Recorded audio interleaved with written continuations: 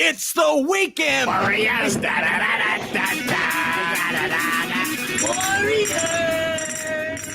Come on to play! Yeah, here we go!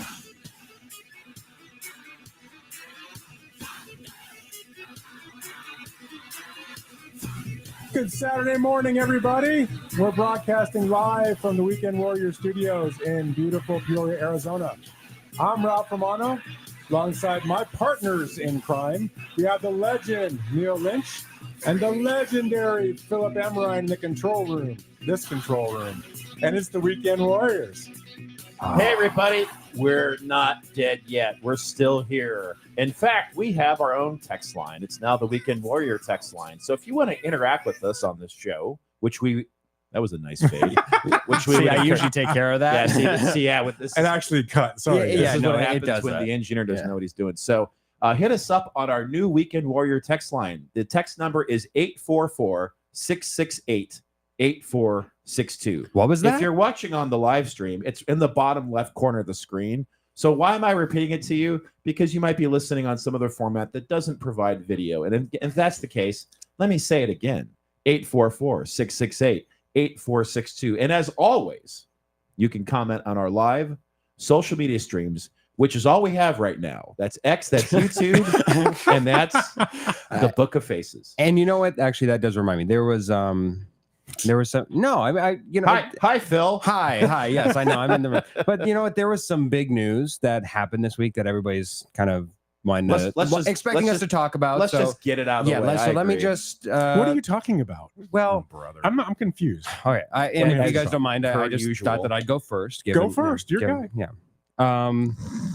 So, The Life of a Showgirl released yesterday. The wife of a showgirl. Yeah, not the wife. The life. And Is that the event? Yes, of course. Everybody's talking about it. And you know what they're saying? What are they saying? Probably one of her worst albums yet. You know what? I will Who's agree saying with that is the second half of the album's Not that great.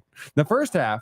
First half is all right. And there's some song about wood, and they're talking about male genitalia. I mean, this album's getting really bad reviews. well, they're not talking about any male Hey, genitalia. Tay-Tay. They're talking about a very specific Travis Wood.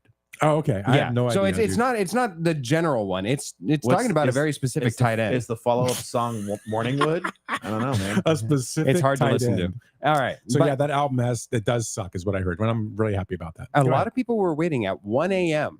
1 a.m. in the morning at Mhm. Target. Like As opposed to 1 a.m. at night? yeah, Come on, they're waiting at Target to buy that garbage. on vinyl. They're bringing it back.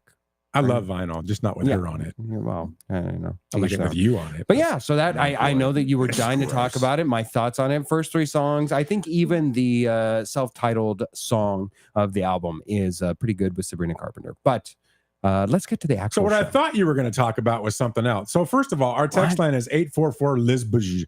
Anyway, no, I have no idea what it is. What the heck? Why don't you Lisbeth to us? 844-668-8462, right? But real quick, our first texter of this new era, Blissful Haze. Welcome in, Blissful Haze. Welcome in. You know what, Blissful Haze? On this show, you're not banned. That's right. saying. You're not banned on It this says, show. good That is morning, correct. Ralph and Weekend Warriors crew. Good morning, Blissful That's Haze. us. Thank you for That's being us, yeah. texter number one. For that, I'll get you a sticker. Ooh. All right. Who's going to be number two? So we should probably talk about the elephant in the room because everyone's, I'm sure, curious. Neil, Yeah, or the you elephant guys in the wanna- room is your prostate. That's the elephant in the room. I'm taking pills. Okay, never mind. That's not okay. The It's other supposed to elephant in shrink the it, but room. it's It's not connected working. to a trunk. Other things are shrinking, just not the prostate. It's really weird. Absolutely. All right. So the elephant in the room, obviously, y'all know 1580 The Fanatic is no more. No mas. And y'all found out on Tuesday morning? Wednesday. Wednesday Tuesday was the morning? last show. Wednesday. That's right. I was in the blender on Tuesday. So Yes. Wednesday morning, y'all finally found out about it. Sad. You saw our video we put out there thanking Ron for putting us on that show. We really appreciated it. Thanking Jeffrey, Ron. Randy. We love those guys. Harris. Harris is okay. Yeah. I'm sure he'll come around. He'll come around. We love Randy and Jeffrey, though. We love Ron, and just wanted to thank them. And we're just going to keep doing our own thing. And there's some talks about things in the future, and we'll see what happens. But for now, this is us. This is the weekend. Yes, this is the weekend, and Where we we reign appreciate you supreme. taking the time to spend a little bit of your weekend with us. Absolutely. And we appreciate all of our fans who continue to stream and watch the show and make us a part of your Saturday mornings. I know we have fans literally all over the country. And even so- outside the country. I think we've got a few from Dublin. And of course, whenever we Russia? don't play, Black Betty, we do get some. Russia. We Russia. do get plays They in have Russia. the Russians, yes. Das Vidanya. We are looking at you for a vodka deal. Anybody? Grey Goose, Costco. We'll do Kirkland. We'll drink vodka live on air. Those aren't Russian. But it's vodka. We're not. I don't think we can get Russian vodka right now. No? I don't. I think that got banned in some. Is that like whatever the ban Cuban thing. cigar, just in drink form? Well, it's not. Cuban cigars are overrated. Yeah. Anyways, there I Point said being, it. we're still on the air, and actually, we'll still have our podcast Well, we're on not- Spotify and everywhere We're not else. on the air. We're on our air. Okay, we're We're making our streaming. own air, like a fart. Right, we're broadcasting, as Phil would say. We're podcasting. Yeah, so we will have our broadcasting, live podcast on streaming. Spotify and everything else. All our old episodes are on there, 84 of them. So nothing's changing for us except that you can't go to the dial and listen to us on 1580, which really is more for the Phoenix guys. Yeah. Everywhere else, I know that you went away last week and you had people telling you that they liked the show and they listened from Washington State, right? Yeah, they have people, and they don't listen. They don't listen to the radio. They don't listen to terrestrial radio, right? They all listen online. So we have a good fan base, and we're looking forward to continuing this momentum. Yes, we are. With that, anything else you want to get into the show? The weekend begins. Let's get into it. The weekend begins, and we're going to start with the MLB. So Dun-dun-dun-dun-dun-dun. we had some really interesting Dun-dun-dun-dun-dun. wild card rounds. So let's talk about the wild card round. I want to talk about the Dodgers. What? They did exactly what I thought they would. What? Give up a bunch of runs in the 8th inning in both games? My Yes. goodness. And they still just stomped the Reds. Yeah, they stomped them, but they didn't make it easy, man. I got to tell you, that whole thing, I just, and I know that they're doing things to address it. We saw a preview of what they're going to end up doing. Mhm. And by the way, they did announce the division series roster. This And morning. just as I suspected, Kershaw is back on it. yes. Yeah, he's he's the on the bullpen. roster. He's a bullpen guy. Mhm. They've got Sasaki in the bullpen, who's going to be fantastic, apparently. Is he the closer? I don't think they Man, have he looks good as a closer. I don't think they have a designated closer, but I wouldn't mind. Him and Trinan look both really good. Trinan has had ups and downs, and I think he's finally up. Hopefully, he stays that way. Trinan closes the game that you're getting blown out. Like that's Well, why it looks really why, good. well, that's why Tanner Scott is still on the roster, is because he can when there's no stakes involved, he'll get you 3 outs easy. If it's a 1-run game, forget it. He's a gas can. Absolutely a gas can. Hmm. Unbelievable. I mean, I like the idea of Sasaki coming in and throwing 101 as a closer. I think that's awesome. It looked filthy when he did that. Yeah. Best thing that happened to the Dodgers, and we've been saying it, or I've been saying it now for over a You've been month, alone on this train, is but they need to be in the wild card game because they need to get some things worked out and get that experience real quick of a playoff series. And it was the agreed. best thing that could have happened to them. generates momentum. Certainly had stakes alongside of it, and it was nice to see at least how they potentially were going to handle their most troublesome spot, which was the 8th inning. I don't think it necessarily did anything to reinforce it to where it's like, oh, that's not even an issue. Of course, it still remains to be an issue, but the fact that they were able to get out of it in 2 games, nonetheless, Yeah. I think that can be reassuring. Well, I'll tell you what, Philly, like I watched some clips from Philly sports radio, which the radio station was the Fanatic, ironically. They know. They moved. Yeah, they know. They know that the Dodgers bullpen is not great right now. Right. That it's garbage. And so they Wow. know that if they can survive and get to the Dodgers bullpen. Now, obviously, that's without Sasaki and Kershaw in the bullpen, but if they just know, that gives them hope. And you don't want to give other teams hope, right? Like that wasn't the way it was last year. Last year, if you got to the bullpen, you're like, oh, okay, game over. But now it's the exact opposite. So if the Dodgers can overcome that, they're going to do fine. And also, too, it's numbers. curious because I was looking at, I put some Numbers? coinage. I put some coinage on this on yes. today's roster of. I have a 4-leg parlay on today's. Yeah, it wouldn't be the activity. first time for you listening at home. Neil was so generous as to let me and Ralph know on the down low. 3 games in, I should say, into a parlay that was the opening of the playoffs, of the baseball playoffs, and he was 3 for 3. And yet, and still, it did not let us in on this little gem of a parlay that he's like, oh, look, I hit it for a wonderful little couple smackaroonies. And here we are just like, well, I guess what are we? Just chopped tuna? We don't get in on the insightful betting rounds. I know, right? But that was a really good parlay. It was a really good parlay. Well, I actually made a couple of bucks on it. Now I put a whopping, $5 down. I wasn't going to say. So yeah, that's I was fine. trying to keep that. But so here's, if you want to know what we'll talk about the parlay in a bit. Let's get back to the Dodgers very briefly. Love the offense. That was great. I think Ohtani, like Ohtani is as advertised right now. My point for bringing it up is that DraftKings, at least, they're not high on Ohtani. They think the money is saying that the Phillies are going to win this first game. And I don't necessarily disagree, but it's like they're basically evaluating. Well, they're evaluating an unknown commodity, which is Ohtani. This is his first, and this is hard to say because it's amazing to me. It blows my mind. This is his first postseason appearance in his career. That's insane. As a pitcher, as a pitcher, it's the first postseason pitching appearance. Yeah. So there's a lot of unknowns. How is he going to respond to it? I think he's going to be jacked beyond words to be in this situation. Well, so I don't know. I wouldn't. I mean, if I'm a Dodger fan, I would be more so worried about game 2. Like if you can steal game 1, then you're golden because Ohtani's great. Where he slumps is when he has to produce as a batter the game after he pitches. So I'm not even worried about him pitching game 1. I think that you can have a lot of momentum and a lot of goodwill. Where I'd worry is about a letdown. Is that a guitar? That was me. Sorry. Yeah. Where I'd be worried about is a letdown from production from a hitting standpoint from Ohtani having to exert himself in a dual role in a postseason where, quite candidly, if Ohtani is pitching a gem and we're getting towards inning 5, inning 6, we're hitting that 100 limit.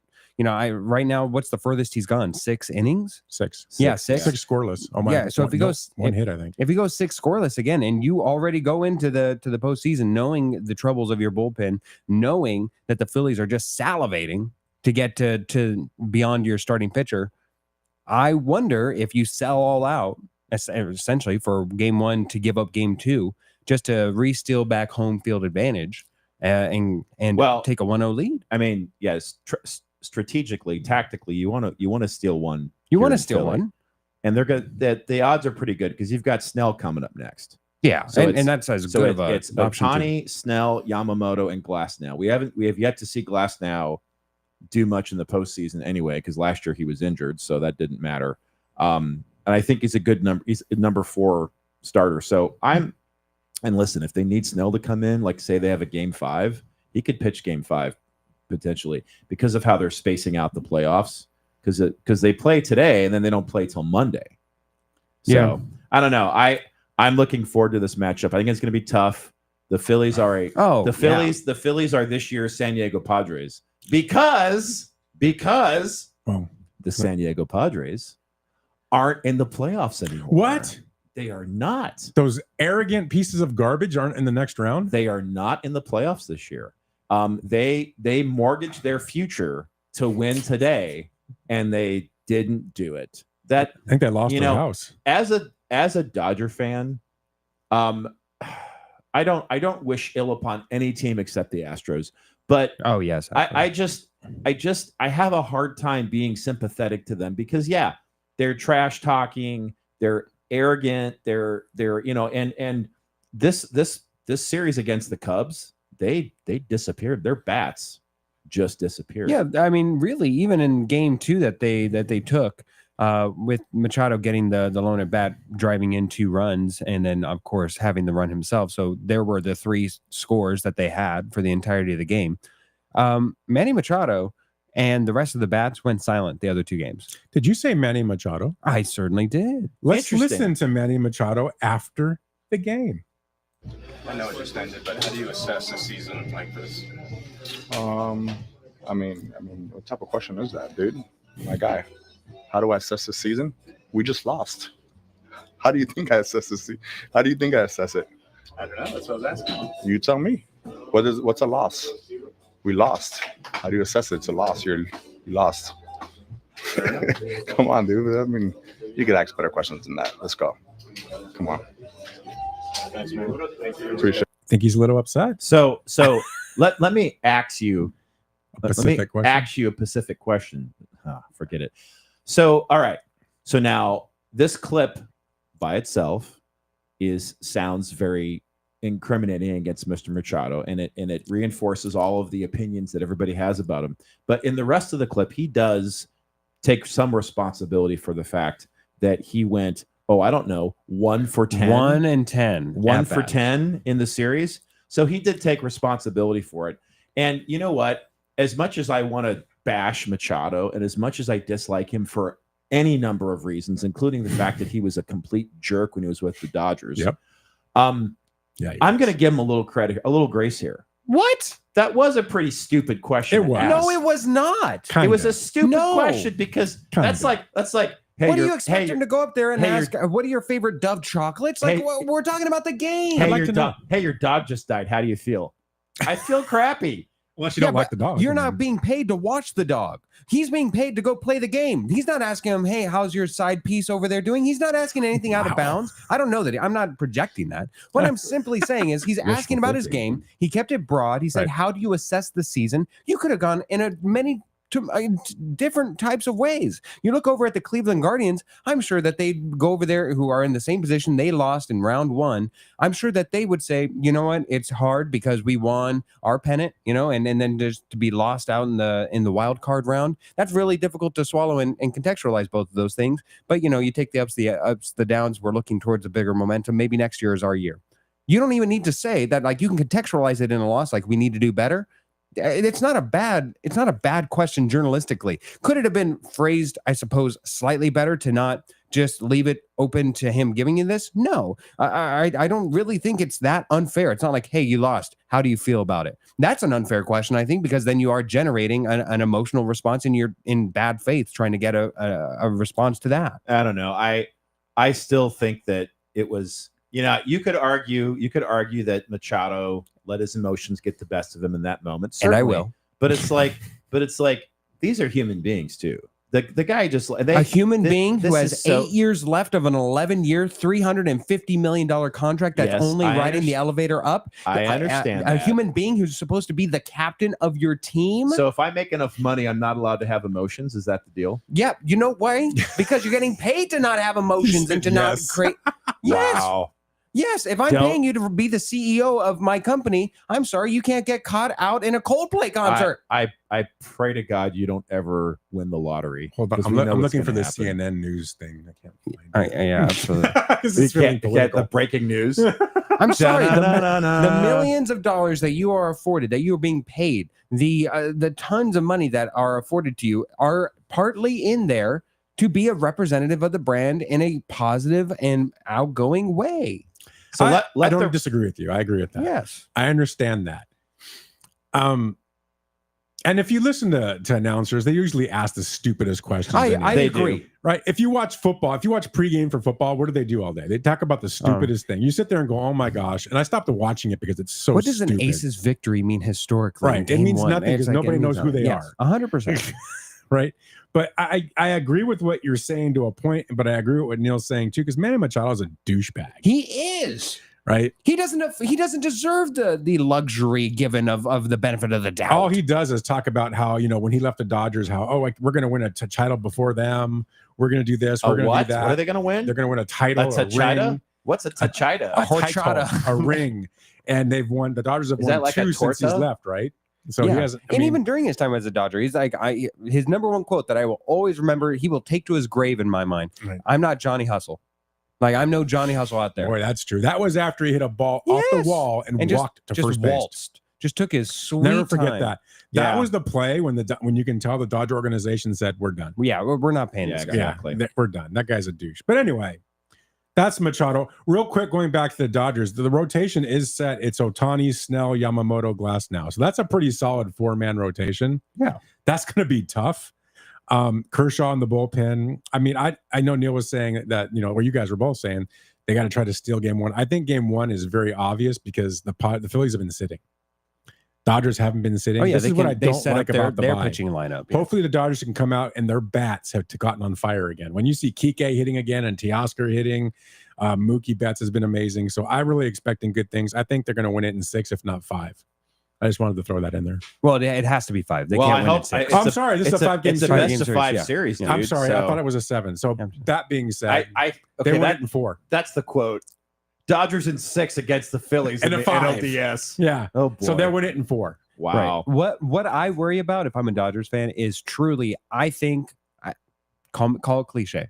I think Cliche. game Cliche. 1 is a must win for the Dodgers specifically, strictly I because don't think so, but okay. I think if they lose game 1 and you have the slump in production that comes with Ohtani that Yeah. we've historically seen, I think you're going down. I think game 2 is almost a lock loss for the Dodgers. the I di- feel The difference is that lineup behind him is now hitting, or they weren't That's- before. that's true. Ohtani has been a major generator of offense Agreed. this postseason thus But far. now I mean, Betts one is series hitting. in, but Betts looks really good. Teoscar looks good.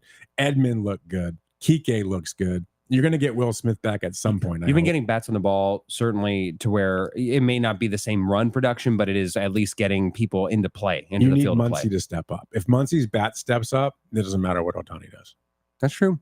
So exactly. anyway, Well, there were other games too. There were, and I actually had the privilege of being able to at least You partially did. watch most of the games this last couple of days, and there were some bangers, man. Yeah, That- absolutely. That Yankees, the Divisional Yankees matchups too. Yeah, the Yankees Red Sox or the Yankees Red Sox, whichever one you want to say. The Yankees Red Sox, man, yeah. that was some serious drama. So coming into this postseason, there's only been 4 game 3s in the wild card round. That's only been around for 12 seasons now. Heading into so to get 3 this season, nearly doubles, is pretty darn cool. Like you nearly doubling the amount with high stakes, which in baseball, oh my god, what a jump it is from regular season, the doldrums that is, just not knowing that, I can't start a guy because he ate a bad hot dog and like we'll get him right the next time, whatever, as opposed That's to true. throwing it all in and just making sure that it's all about Yeah. 87 outs, Plus- just throughout the entirety of the postseason. There is nothing quite like the switch that is flipped from regular season to postseason in stakes baseball, even a game 3, game 5, game 7, and so on and so forth. It's just throw everything at the wall, whatever works. You win the series, you move on. I love it. Yeah. Well, and I'll tell you what, man. How do you pronounce his last name? Cam, is it Schlittler? Yes, it's Schlittler. Schlittler. That And you kid, gotta that make kid- sure that you hit the L. the Schlittler. Cam Schlittler. He that, took a Schlittler all over that- that lineup. that kid, unbelievable performance. Woo. 8 scoreless, 12 strikeouts. First time it's ever happened in the playoffs. And the kid's a rookie. That's unbelievable. Part of the reason why I don't want to see the Yankees in the if the Dodgers were privileged enough to make it to the World Series, I don't want to see the Yankees again. This is a different Yankees team. This is not sleepy Garrett Cole, and Anthony Rizzo forgetting to cover first. This team's a little more juiced, and they've got, of course, our boy Cody Bellinger out there. So yeah, I don't know. We'll see. I think they're beatable. Yeah. Yeah, Ralph, think you one- think everybody's beatable all the time? I think they're for going to any struggle in reason? Toronto. Toronto's tough. I was gonna say Oh, one, I do agree. Toronto's sneaky good. one Yes, pitcher they does are. not a pitching lineup make, and I think that they are missing sleepy Garrett Cole. Like say what Yeah. you will about Garrett Cole, he's an innings eater if nothing else, and also a perennial pitching machine. Like he at least his form is incredible. What about the Tigers taking out the Guardians? Yeah, That kind was of, interesting. kind of helps right the wrong, right? Of just how you entered the post. I mean, Well, yeah, they they gave up a 15-point lead or 15-game lead heading into October, and all of a sudden, there we go. We're back. And the thing that was fascinating about that whole implosion is that ultimately it ended up not mattering that much. All it did was make them the visiting team against the Guardians because they were going to play the Guardians anyway. It's just a matter of, are you going to be home team or visiting team? And literally that's all that did. And the Tigers took advantage of the opportunity. We kind of thought Skubal was going to own game 1, and he did. And then the Guardians had their late, like it was the 8th inning, they got 6 runs or some Yes. ridiculous number, right? Right. So they won that game. And I kind of thought personally, and I put money behind it, that the Guardians were going to win that game, and they did not. The Tigers, I texted Ralph. I said, I'm betting against Jack Flaherty. You did, and I said bet that you're against bad Jack for doing Flaherty. that. Well, you know what? They didn't really score their runs till after Flaherty left. Yeah, But Flaherty's- still, Flaherty he's did good his, in the playoffs. except he plays for the Dodgers. So anyway, Well. yeah, and that I'm right on that. Let- So anyway, that was a fantastic series. Let's quickly touch the text line. Got Blissful Hayes back on the line. Says, when is the Dimebags playoff game today? Yikes. Well, I understand that they're in Cancun. The resort that they're staying at has a wiffle ball game that's taking place. Oh, and So- even better news, pretty sure that they're bringing their manager back. I think it's all but no, confirmed. it's not. It's. I thought it was confirmed. Yeah, or is it confirmed? I think it is too. Torey Lovello. Yeah. I'm fine with that. You know, I Oh, thought. I bet you are. I thought. bet you are as a Dodgers fan. yeah, but I'm fine with that. Yeah. I'm fine Yeah. with it because look what he did with half a tool bag at the end of the season. He Yeah. gave the Dodgers a run for their money. I was very, very concerned that they were going to get the 6th seed. You I know was what the concerned. remainder of the tool bag is? Over in Seattle, having a bye. Like that. I mean, if you are a Diamondbacks fan right now, your pseudo playoff team that you are just rooting for should Is be that- the Seattle Mariners. Was that Lavello's decision to get rid of them? to Come trade them? on, man. No, but his decision on pitching decisions were atrocious throughout the He season. needs some help. That was there. even before, and we all agreed to this as a man. We all agreed to a man, I should say. We all agreed to this. I know, not as a man. To a what's man, going we on all here? agreed that What are we talking the about? awful season began prior to the injuries. Prior to the injuries happening on the season, they already were underperforming. They already were having just atrocious times. Even if it was what he did have control over was pitching coaches. He had a hand in changing that. He had a big hand in a lot of the batting lineups that they had. That Torey Lovello, I'm sorry, he had a great run. Thank you for a World Series appearance. You're out of here. I'm with you, 100%. 100%. He should be gone. And if But you're not a Dodgers fan, I then am a you're saying Dodgers the fan. same. I'm a Yeah, Dodgers fan, but I still say it. I'm glad he's there. I'm glad he's there because I think he's terrible. Of course. But I feel for Diamondback fans I because they did deserve not. better. I did not say that I didn't have ulterior motives in my statement.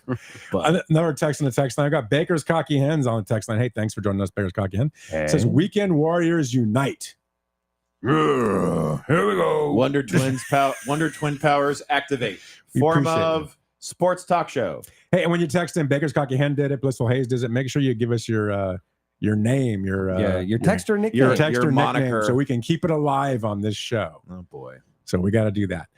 Okay, let's go ahead and take a break. I'm kidding. Ha Yeah. ha ha ha. Let's talk about the ALDS and the NLDS. Let's start in the AL. So let's look forward. And what do you guys think? So So overall, I just before we get to the games, I Yeah. think it's so everybody remembers wild card 3-game series. We move up to 5-game series, meaning in this stage you have the ability to kind of utilize your starting pitchers in various roles with with hope that a quick series, fresh. with like a freshness because some people Fresh. have the buys. We have the hope of a quick series that allows more rest time to reset before the NLCS, should you make it that far. So with the Yankees, Blue Jays, I feel like that's where we should start. Yes, Okay. that's fine. let's go. Yankees, Blue Jays. Again, I'll start. I think the Blue Jays are a very interesting team. I think they're, like I said, they're very sneaky good. I mean, are they that sneaky? Number 1 seed. And Yeah, we where are don't they think about sneaking it, but with we their- don't think about it. Yeah, Even though they're they- number one seed, they're if you kind ask of the out of average sight, out of fan, mind. yeah, average fans gonna be like, Blue Jays are number 1 seed. Nah, Canada's over there. right. Just, saying, look at our Blue Jays. I I like. don't know the- why they're from What are Dublin. you? What are you? Irish now? I'm You're an from- Irish you're from- Canadian. You're from Prince Edward Island or Newfoundland, maybe. That's it. Do it. Do it. I think the Yankees are going to win this series. What? I Don't think, do that. I think they win it in 5. Astounding. wants- I think they win it in 6. No, I think they're going to he win wants it in the 5. Yankees to win. I Let's think when rephrase it's that. all said and done, when it comes into playoffs, there's a little difference in the playoffs. It's nice to have some experience. It does help. Blue Jays don't have a ton of playoff experience. I mean, they have Max Scherzer. They've Yeah. got Vlad Guerrero. but overall, as a group, they don't have a lot Bieber. of experience. They haven't gone through it, right? Like the Yankees did last year, especially. Well, I mean, you go to a World Series. The Yankees internally are on a mission, right? They want to get back to the World Series. They want to pay the Dodgers back, right? I don't think it's going to happen, but they want to do that. I don't know. I just feel the Yankees are going to find a way to win this series. And it's going to be a tough one. I think they could even lose the first game. I think it goes the full 5, but I think the Yankees squeak it out in the end. I'm gonna go the opposite way. I course you feel are. like let's go Blue Jays. Feels like the Yankees overpowered the Red Sox with their top 3 pitchers in a 3-game format specifically. You keep saying like game 6, go here, whatever. I do feel, and maybe this is crazy, but I feel as if that series were either a 5 or a 7-game series, the Red Sox win that series. I just feel like in a 3-game series that the Yankees were able to overpower them with their top 3 pitchers and be able to stifle production out of the Red Sox. And I don't know that they can do that again against the Blue Jays in a specific 5-game format. So since I'm not also a believer in Boone over there in Yankees land, and I think if you go Aaron to Boone, if you go to the Yankees to a man, there we you're go. a Trojan for life. You're a Bruin for 4 years. I feel like they're all kind of surprised, and it took a big Schlittler performance to go over there and Took a help get Schlittler on them. 'em. Yeah, absolutely. To go over the hump and make it to the DS. I feel as if the Yankees are desperately missing a little bit more pitching, and I would definitely go with the Blue Jays. #1 overall seed. Surprise, I guess. I don't know. Okay. So, obviously the regular season record doesn't hold that much Sure. weight at this point in time. However, it is notable An accumulation. that Toronto did win 8 of the 13 matchups this year. So obviously they have a confidence level even against the mighty Yankees. So I don't think that's going to be an issue with them. They're not going to be intimidated by the Yankees whatsoever. For this first game, and we're going to get into a little pick on the Neil Lynch parlay brought to you by whoever wants to sponsor us. I have the Blue Jays winning game 1. Today they're going to win the game. And I also think, and again, is this hope in my heart? Yes, a little bit. I'm not going to lie.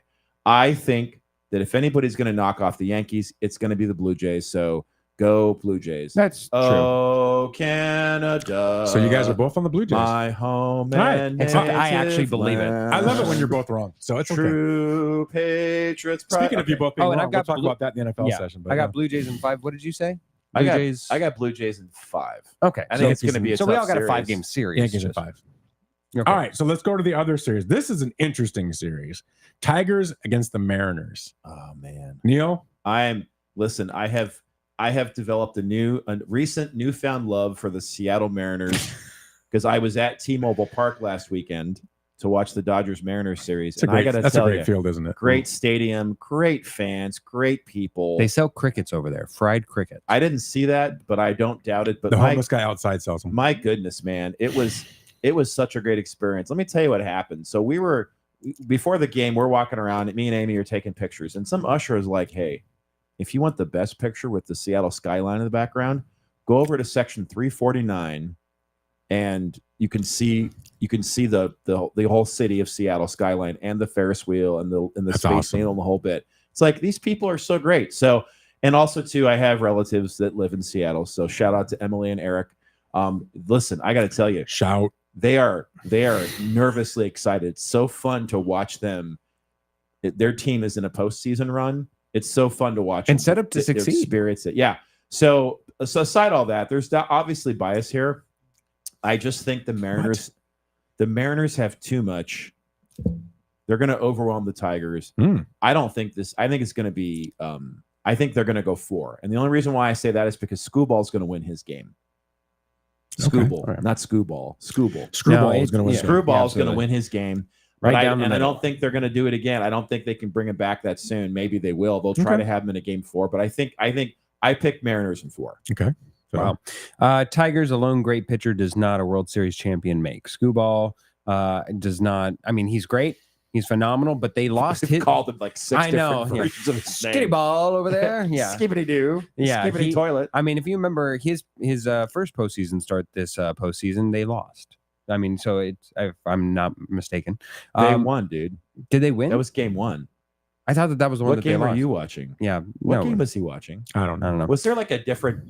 See, you watch those illegal feeds. You don't know. You might be getting some like I'm watching a regular reenactment- season game. reenactment game from like Indonesia. Or And in case something. anybody's anybody, Why, I didn't realize Screwball was Indonesian. How did that Absolutely. happen?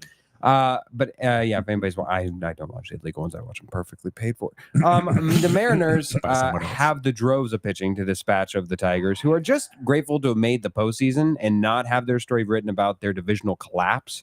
And beating the Guardians in the wild card certainly feels like a moral World Series victory for them all its own. So give me the Mariners, who have actual business to accomplish. Mariners in 3. Ooh, Wow, that's 3. 3. wow. Okay. Wow. Okay. So my second team has always been the Mariners because I was a huge Ken Griffey fan growing up, right? So I love the Mariners. Ken Plus, I'm a Griffey Seattle guy. Jr.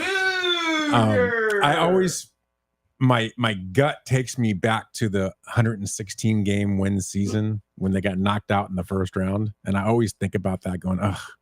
And to me, this could is have been. this is the best team since Oh. that year, right? Almost assured. I think Yeah, I this think team so. might be even better, the talent and depth that it has.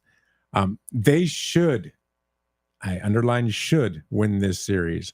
In my opinion, they have a great shot at making the World Series. I agree. I think this team is that talented, Mhm. and I hope they Agreed. do.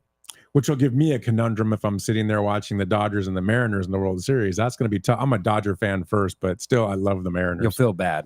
Right. I would feel bad. I'll be because happy. I do love the yeah, Mariners. I would be But happy. if I see the won. Mariners winning this series as well, and I think they win it in 4, not 3. I think you got to give the Tigers because their depth and talent. They're going to win a game. Screwball is going to win a game. Screwball. I don't know that. I think he will. Screwball is one of the best pitchers in the game. What game does he pitch? Game 2? He'll probably pitch 2. Yeah. And then probably in a couple of years, he'll be pitching in LA. But anyway, I think that they don't have enough to take the Mariners. The Mariners, if they just keep doing what they've been doing, their pitching staff's really good. They have good hitters, good defense. I see the Mariners winning this in 4. So go Mariners. All right. So now we're on to the National League. Right. And let's start with the other one, the Cubs and Brewers. This is a great series. Oh my goodness. This yes. is a really good series. absolutely It's a game insane. of depth. Like not a bunch of like Oh, you start with it. Go yeah, ahead. public prolific names here that like I think the general layman would. We Would talking know. about the Brewers? I'm saying for across the series. You know, Pete Crow Armstrong, I'm telling you, Kyle Tucker, no. I'm telling you, the general layman doesn't know who that is. Dansby Swanson. Maybe The general layman doesn't know Michael anybody Busch. in baseball they know except Judge. Otani and They Judge. know That's Ohtani. it.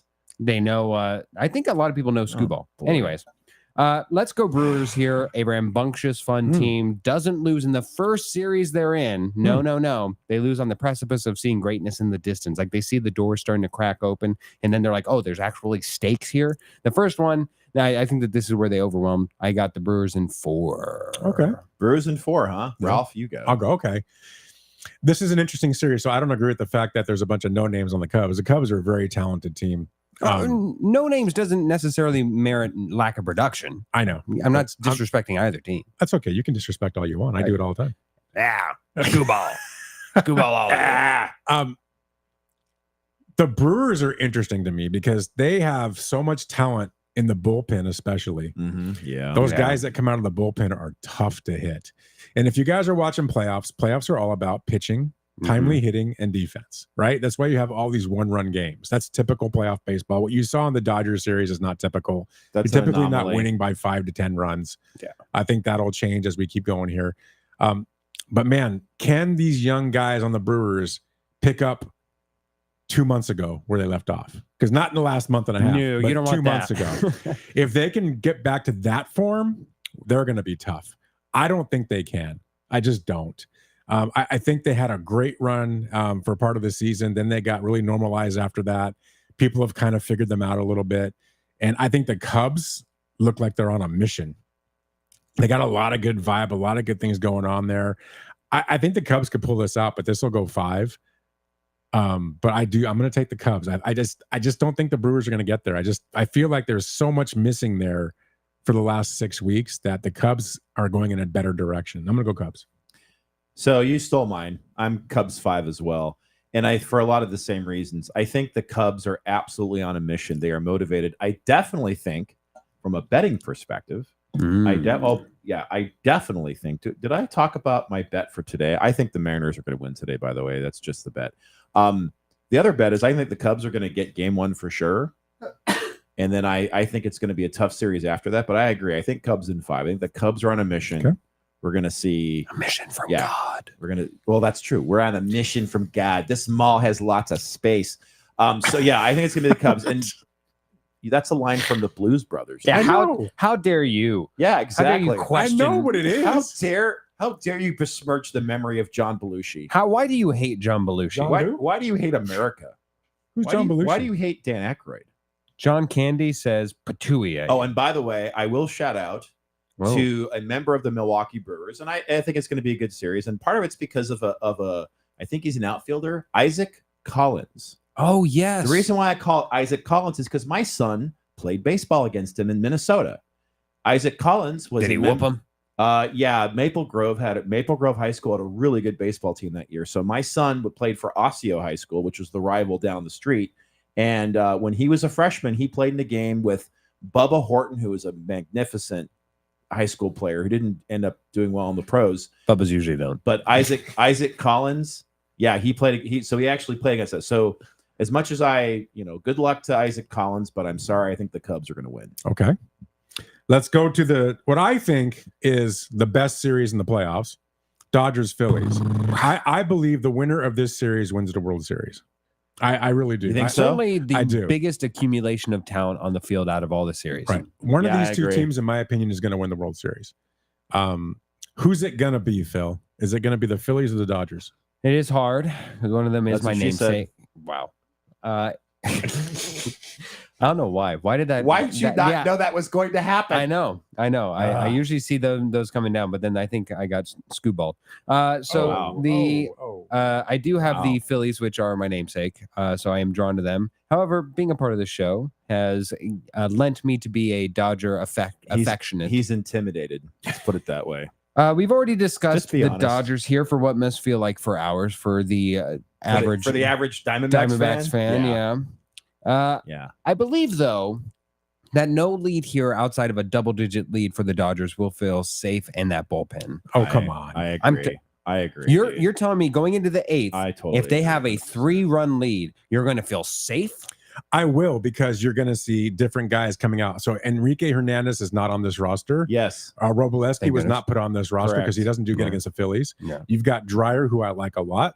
Vesia right now is in limbo with me. I'm not sure I would use him in a key situation. Correct. I like Kershaw out of the bullpen. I like Yes. Sasaki out of the bullpen. Do we and I have like Trinan out of confirmation the that he's bullpen. coming out of the bullpen? Yes. Yeah. Okay, no, we do. it's- Yeah, they So published the I roster like this the morning. adjustments they've made to the bullpen for this series. I think they're really good. And I think it makes them a lot more solid. I think this is why it was good to go through that Red series to kind of see who's going to really step up and who's still having issues. And the guys that have issues, they've moved them out. So I like that. So, And one more time for the second series in a row, no Michael Conforto. He's out. why do you hate him so much? Why do you like him so much? Because he has a ton of potential. He made some great He plays. sucked. He, All right, well, he has so much potential that he was left off the roster for the second series in a row. Oh, tell me about potential. You'll see him in the NLCS if they get there. No, you Oh, won't. no. No, you Mark won't. my words. No. All right, we're doing a Anyways. wager. Let's Oh. do a wager. Okay, I say a wager on that one. 'cause Okay, if they win the I think series you're against the full Phillies, of- we'll make a wager. you're full of caca. Caca. Okay, yeah. So That if was the- a very all right, Did you important- just say that? Yeah. well, because you don't want us to use As cocoa profanity, beans. even though we're not on the air. We're still Ralphie is very sensitive and doesn't like profanity. So I will say caca. Yes, I agree. I would just say it takes a real man not to curse, but go ahead. Regardless, I Oh, feel brother. that as if that bullpen, You're even such readjusted as it You're not a is, real man, is then. one barrage, one Show you. bases loaded situation away from shaking the confidence that will be from resetting. Mhm. And that being said, I think the assortment of pitchers that the Dodgers can throw at the Phillies in an inevitable Game 5 will make it so even Dave After all Roberts' that. management won't come into play. What? Dodgers take it in 5. All right. okay. Yeah. I say Dodgers in 4. I think, Ooh. and here's Ooh. why. That feels Here's more bold why than my is because is than be- my my Mariners in 3. it's because there's so much hype about it. This is what always happens, right? When you think these two good teams, like I don't think people thought the Padres were going to be as good as they were in the NLDS, right? And they surprised everybody. Yeah. I think people are anticipating that the Phillies are going to come out guns blazing, and they might. I could be totally wrong, and I would be okay with it. It doesn't bother me. But just my gut instinct says that because everybody's expecting this to be a knockdown, drag-out series, that's exactly why it won't be. The Dodgers will take Game 1. The Phillies will get Game 2. They'll go back to LA. They'll win the next 2, and the Dodgers are moving on. Okay. So Dodgers in 4. So Ralph, why are you picking the Phillies? in, in Dodgers. 3? Ralph is picking Dodgers in 1. Yeah. So Dodgers in 1. Done. So here's my thing, right? I keep looking at the rotation. Otani, Snell, Yamamoto, Glass now. And if any one of them struggles in any way right off the bat, you're going to probably bring in Sheehan. Or you have Kershaw if you want. If Shoot. you really want to. Even Trinan. Right now, I'm talking Depending about, on how badly they talking about struggle. guys that can go whole game. So be Sheehan or Sure. Kershaw, right? Sure. So they're just so stacked there, and they've been so good. They had a 0.75 ERA as a starting pitching rotation in September. That's historical. That doesn't happen. And it's just continuing to go on. It hasn't stopped. So that to me is just really tough to overcome. So what I think we're going to see, and the Dodgers are hitting again, but they are going to face some better pitching, I think. Much better. And so we're not going to see 10 runs a game. But I think the Dodgers can do enough to get the lead and then keep it. I'm not worried about the bullpen for the reasons we just talked about. So I think the Dodgers can take this in 4 as well. Wow. I don't see it going 5. I think even if they lost today, I would still say they can take it in 4 because I can see them sweeping the Phillies after that. That's crazy. So I'm going to stay with the Dodgers in 4. I think, and honestly, then they go on to the NLCS. I think they win the whole thing if they win this. Whoever wins this, and I'm going to stay with that. Either team, even if the Phillies win it, I think this is the team that wins the World Series. I will be making a hefty Miami Dolphins last year wager on Game 2 in favor of the Phillies to win. So are we going to get Bitter Dolphin fan to come on I here and know start that. yelling? That's He what I'm needs to trying. come and yell at you. Yeah, Bitter Dolphin exactly. fan, we need to hear from you. Oh well, he doesn't have much. His fin's broken this season. That's not Yikes. nice. It's dislocated him. Nothing He else. dislocated Yeah. his fins. Yeah, absolutely. So is this our segue into the NFL? Yeah, so- yeah. Well, actually, we're going to talk about some general news, which kind of is NFL. So I guess, yeah. That's why I said. But it's not real NFL. What We're am just I- going to talk what am I, general news. chopped It's not the ham? real NFL. NFL will be It's down the road a little bit. But let's halftime NFL. let's talk. Phil, this is your area of expertise This is. because you're the youngest one here. Absolutely. When it comes to these child. things, you probably think a little differently than we do. Yes. So Bad Bunny, who I thought was Bugs Bunny, I have no idea who Bad Bunny is. Right. I've never heard of him. Is performing the Super Bowl halftime show. The biggest event of the year on American soil is being performed by Bad Bunny. And Danica Patrick came out. I don't have her exact comments. I don't know if either one of you do, if you want to pull them up. Well, all she said was she just said should not be allowed. He Oh, should it not be wasn't just allowed. that. Well, So, that's I'm not saying the I- songs yeah, look not up- look up- English. Sing songs not English should not be allowed. right. So yeah, you look up the whole quote because I don't. Yeah, I it don't in have front the of whole me. quote. I have the general thing. So I have my thoughts on this, but we're gonna let Phil go first. But I'm because- going to say, so if you can find what she said, Are you a millennial or a Gen Z? You're a millennial. right? Millennial. You're like he's almost a Gen Z. he's a aren't you? younger millennial. I am millennial. What was yeah. the quote? The quote is, I don't have any problem with someone performing at halftime that is not from the United States. Although Bad Bunny is technically a citizen because he was born in Puerto Rico. He wasn't necessarily born in America. I don't care where you're actually born. What I care about is that I can sing along to the music. His music is almost nothing in English. I don't think it will be as much fun. I don't think it will be as uniting. What I would hate to see is that it would divide us again, yet in another way. So my question is going to be then based on that, Mhm. and I don't have a. I actually my opinion's very nothing in this. Is it okay to have a performer at the biggest American event of the year? This is I'm looking at it as an American event, not a world event. I know the NFL is trying to become a world league, but right now they're an American league, American USA League. America. Is it okay to have a halftime performer, which is one of the biggest stages of the year, to go up there and sing nothing but songs in a different language? Is that okay? Or as America, do we accept the fact that we're a melting pot? It's okay to have all these different languages. That's what we were founded on. And I wish he would have songs in both languages, but he's just going to be speaking, I guess, Spanish. This is what I'm being told. I don't know. Again, I don't know Bad Bunny. So Phil, take it from there. What do you think? How do you feel about this? I think you undercut my point Okay. initially. Where Wow. no, Way to no, go, Ralph. no, it's just like that he Jerk face. does. No, that he. You're right. That it is an event that now is always geared towards the halftime show in general was always meant to appeal to people that are not in the room. Okay. Even if you look at the beginning where it was just a showcase for Disney, like they sold it off. Then it was Michael Jackson. Do you know what the first Super Bowl halftime show was? That was not the Disney. That was not the Disneyland. Like I'm talking America? Super Bowl one. I don't know. You know what it was? Was there one? wasn't it, It like was a band literally a- performance? It was a college marching band Yeah. and a dog catching a frisbee. Exactly. I love that. So it's It trying was to. a dog catching a frisbee. I can't even catch it for It's trying to in just bring people in to watch the game for whatever reason, whether or not it's just the fans of the like the friends and family of the college marching band, or maybe even the owners of the dog who otherwise would not have been at the Super Bowl halftime show. Are people that love Disney, people that love Whitney Houston, people that love the Strokes, That was people a who love the banger of a Who. national anthem, by the way. Absolutely. The people that wouldn't otherwise watch Beyonce. I can't tell you when I was in college and all of a sudden I was the only person in my dorm down there watching the Baltimore Ravens and the San Francisco 49ers having themselves an absolutely epic Super Bowl. And all of a sudden, I got bombarded come halftime. And when everybody wanted to watch Beyonce shut down New Orleans as a whole to where that emergency generator was barely even working because she was lights out. And then they just flew back out of the room. I maybe had one other person come in to watch the rest of the game with me because they're like, well, I'm already here since Beyonce performed. The purpose of the halftime Super Bowl show, since it has become America's #1 pastime for as football as a whole, and even the event as an event itself, it is now no longer for the people that are in the room that already will watch the game. We've seen that torch being passed, whether or not it was for my generation, Maroon 5, one could argue, whether it was for a female group that was more so Jennifer Lopez and Shakira. Like, you look at the different things, and they are certainly telling you that they are trying to appeal to a massive audience that is outside the one in demographic that they already own, that is already going to watch the Super Bowl for the Super Bowl on its own merits. So I would say that what you just said, and you're next. I know you have a thing to say, but what you just said is the exact argument I'm hearing from that side. I'm hearing the exact thing you just said, and I get it.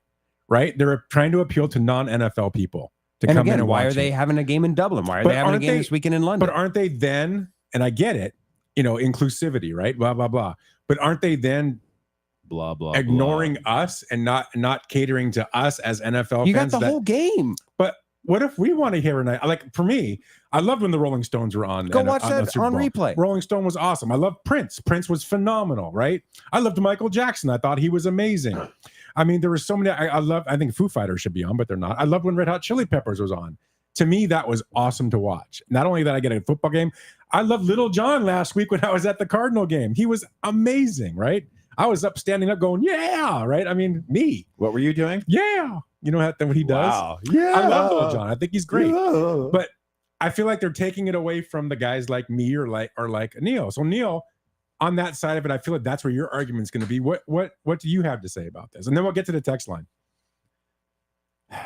I think I speak for the vast majority of America. Oh, that's dangerous.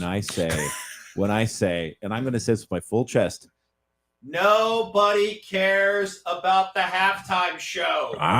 Nobody cares about this. I don't care. Now, I happen to know who Bad Bunny is because I watched the Happy Gilmore movie. The only Happy Gilmore 2. He was in that movie. He was in that movie. He's in a bunch of movies. I literally had no idea who it was until then. So nobody gives a Schlittler about the halftime show? I didn't know. Yeah, he was a Schlittler. I had no idea. Okay. And the whole controversy about Puerto Rico and speaking only Spanish and all that stuff, I don't give a crap about any of that. Amen. It doesn't matter. The fact that this is even a story is just clickbait and people getting riled up over stupid stuff. All right. And so foreseeable. Like Danica Patrick and her comments, like that's the kind of stuff. Like if I'm sitting at the bar talking to somebody, and that's the kind of stuff they would say to me. But it's like, it doesn't matter. What the Super Bowl halftime show has mostly been irrelevant. I get why they do it. I understand why they're trying to do it. But for the vast majority of people, it is an amusing diversion. Maybe when we're reloading on chips and guac or salsa for the second half of the game. Okay.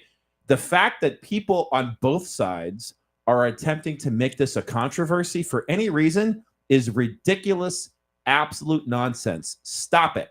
Stop it right now. Nobody cares. I don't care if the guy gets up and starts singing in Farsi the whole time.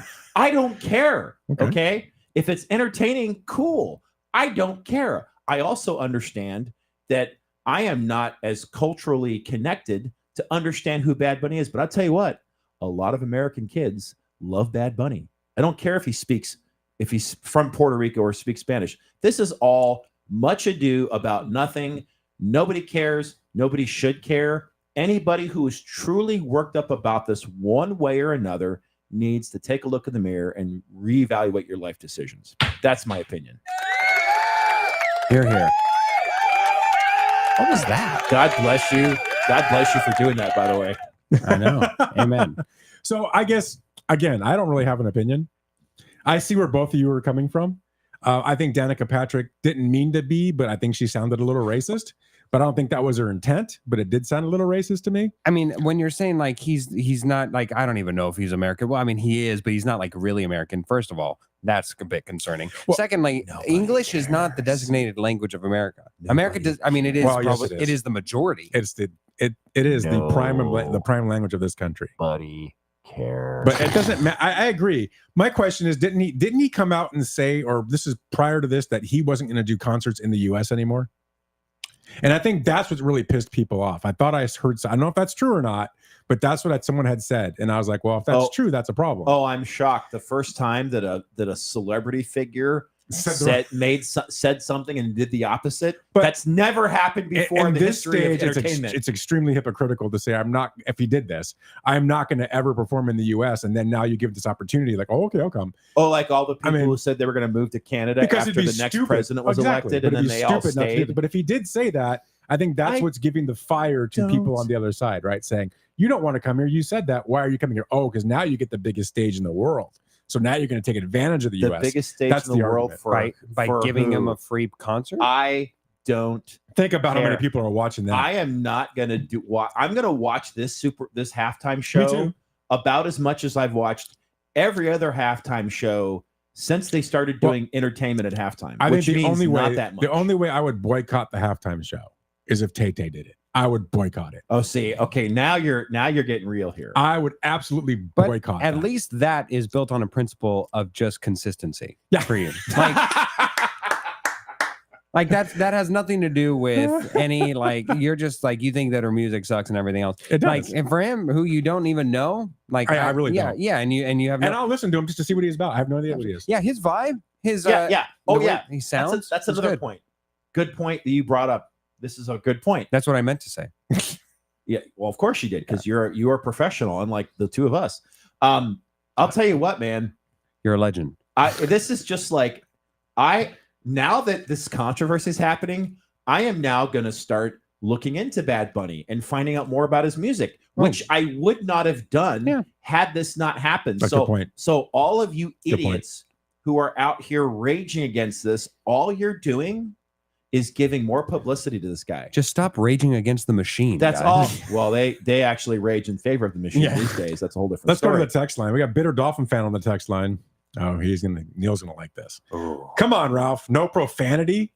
I could hear you in the other end of the ice. Even soccer hooligans watching you playing hockey would blush. Yeah, exactly. He's not wrong. He's not wrong. I'm so sensitive to profanity. Ooh. I don't know who this is, but it says, so when you text in, let us know who you are so I can lock you in here. 9067 says, morning, gentlemen, and Ralph. This sounds like Cardinal Art.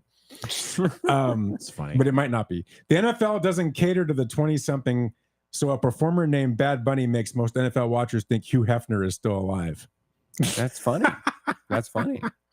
Can you imagine? You could do a lot with that. 9067, let us know who you are. Like you could do a lot with that. Like honestly, I would have more of a negative connotation if like I would get it if like all of a sudden Weird Al Yankovic is up there performing, because at least then you're like, who is this guy? I would like that. No, I understand. Like I would probably like it, but I'd understand if more people were like, why are we giving the guy who's making hits off of other people's hits? Why are we giving him a stage? All I want him to hear is I wanted to hear him sing. Don't download this song. That's all I want to hear him do. Blissful Hayes on the text line says, I would like to see Jack White perform at the Super Bowl. You know what's funny is Jack White I don't know who that has is. come around. So you've never heard Seven Nation Army? Is it Jack Black's brother? Or? Yeah. That's Jack White. That's okay, I didn't Seven know that. Nation Army. That's Jack White. Okay, it was Seven Nation. Listen, Jack White was not a big sports guy, but he has come around because of the fact that his song, which he had no intention of becoming a huge sports anthem, is now one of the biggest sports anthems ever. Seven Nation Army is a de facto sports rock anthem. And now Jack White's come around, which is funny because Jack White, if there is anybody who is anti-establishment from music perspective, is definitely Jack White. All right, we're coming into hour 2, so we're going to automatically go into another intro like we always do, and then we're going to talk hour 2, guys. Thanks for joining us for hour 1. Stay tuned for the rest of the show. It's not stupid. Why We're are we going to do acting hour like this is a 2. radio show? Let's do it. Do you guys not want to do that? No, let's do it. You can do it if you want. It's the weekend, Warriors. Warriors, come on to play. Yeah, here we go.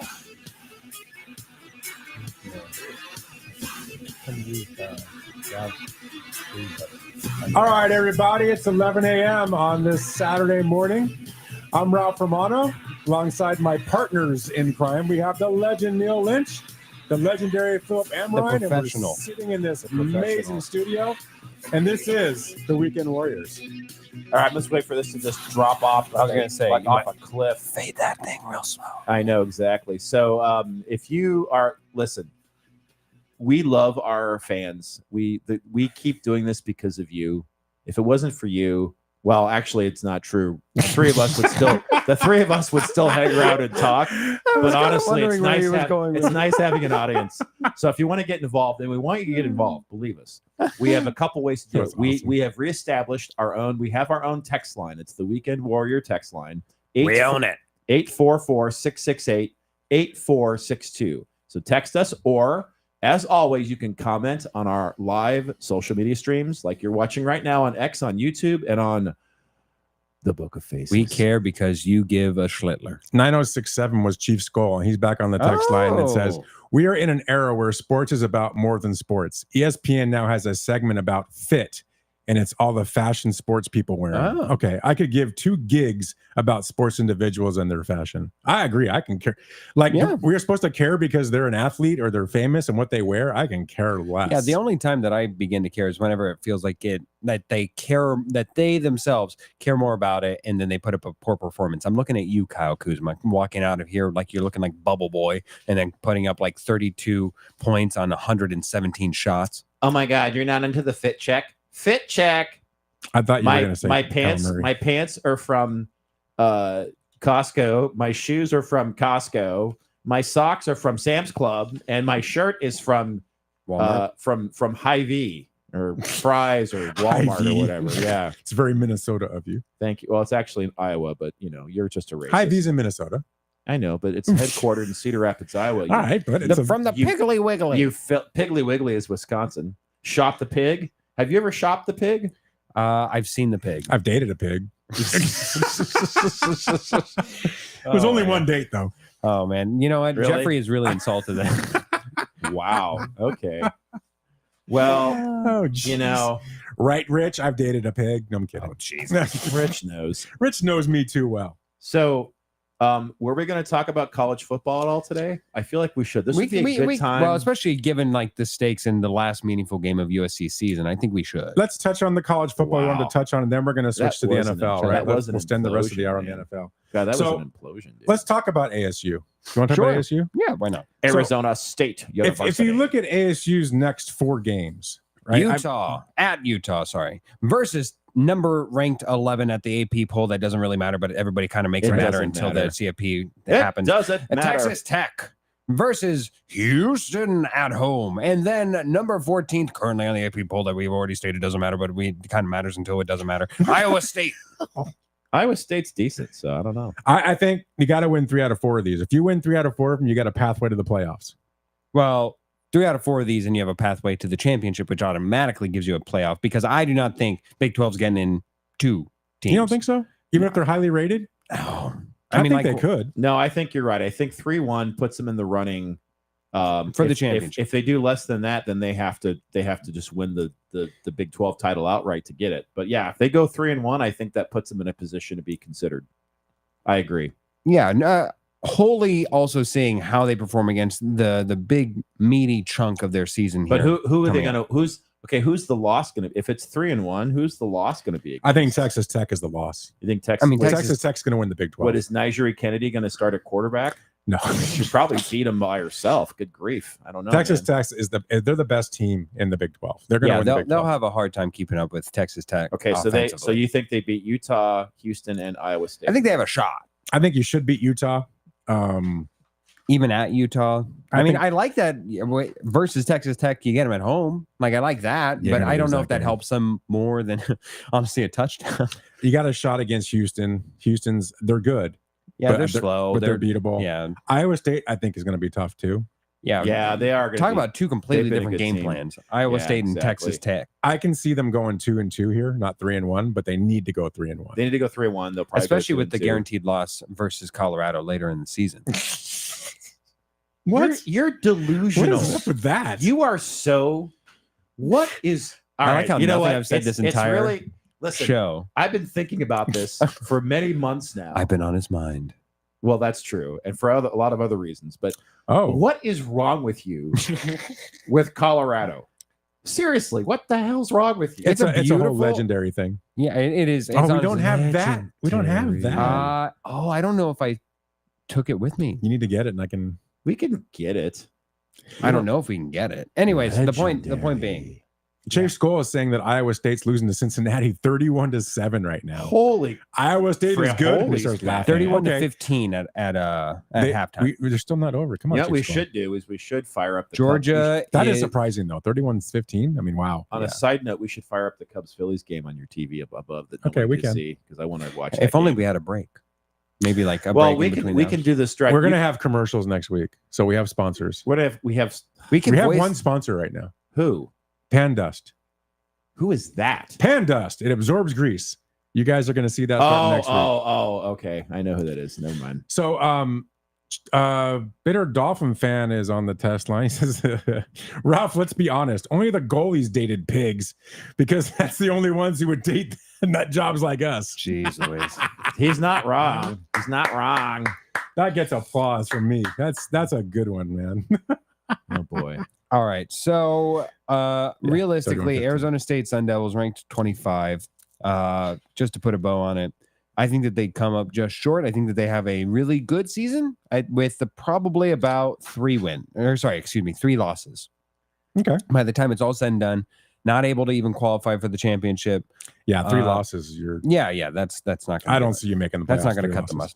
mustard. Now, now, before we move on, because I know we're about to talk about the University of Spoiled Children, which is Mhm. Ralph's favorite school. I just have a question. We're not going to as, talk much about it. for as delusional as you are about Colorado, he is as delusional or more about USC. I think I'm more sane about it than he is. You are delusional. So here's my question for both of Wow. you. It's aggressive.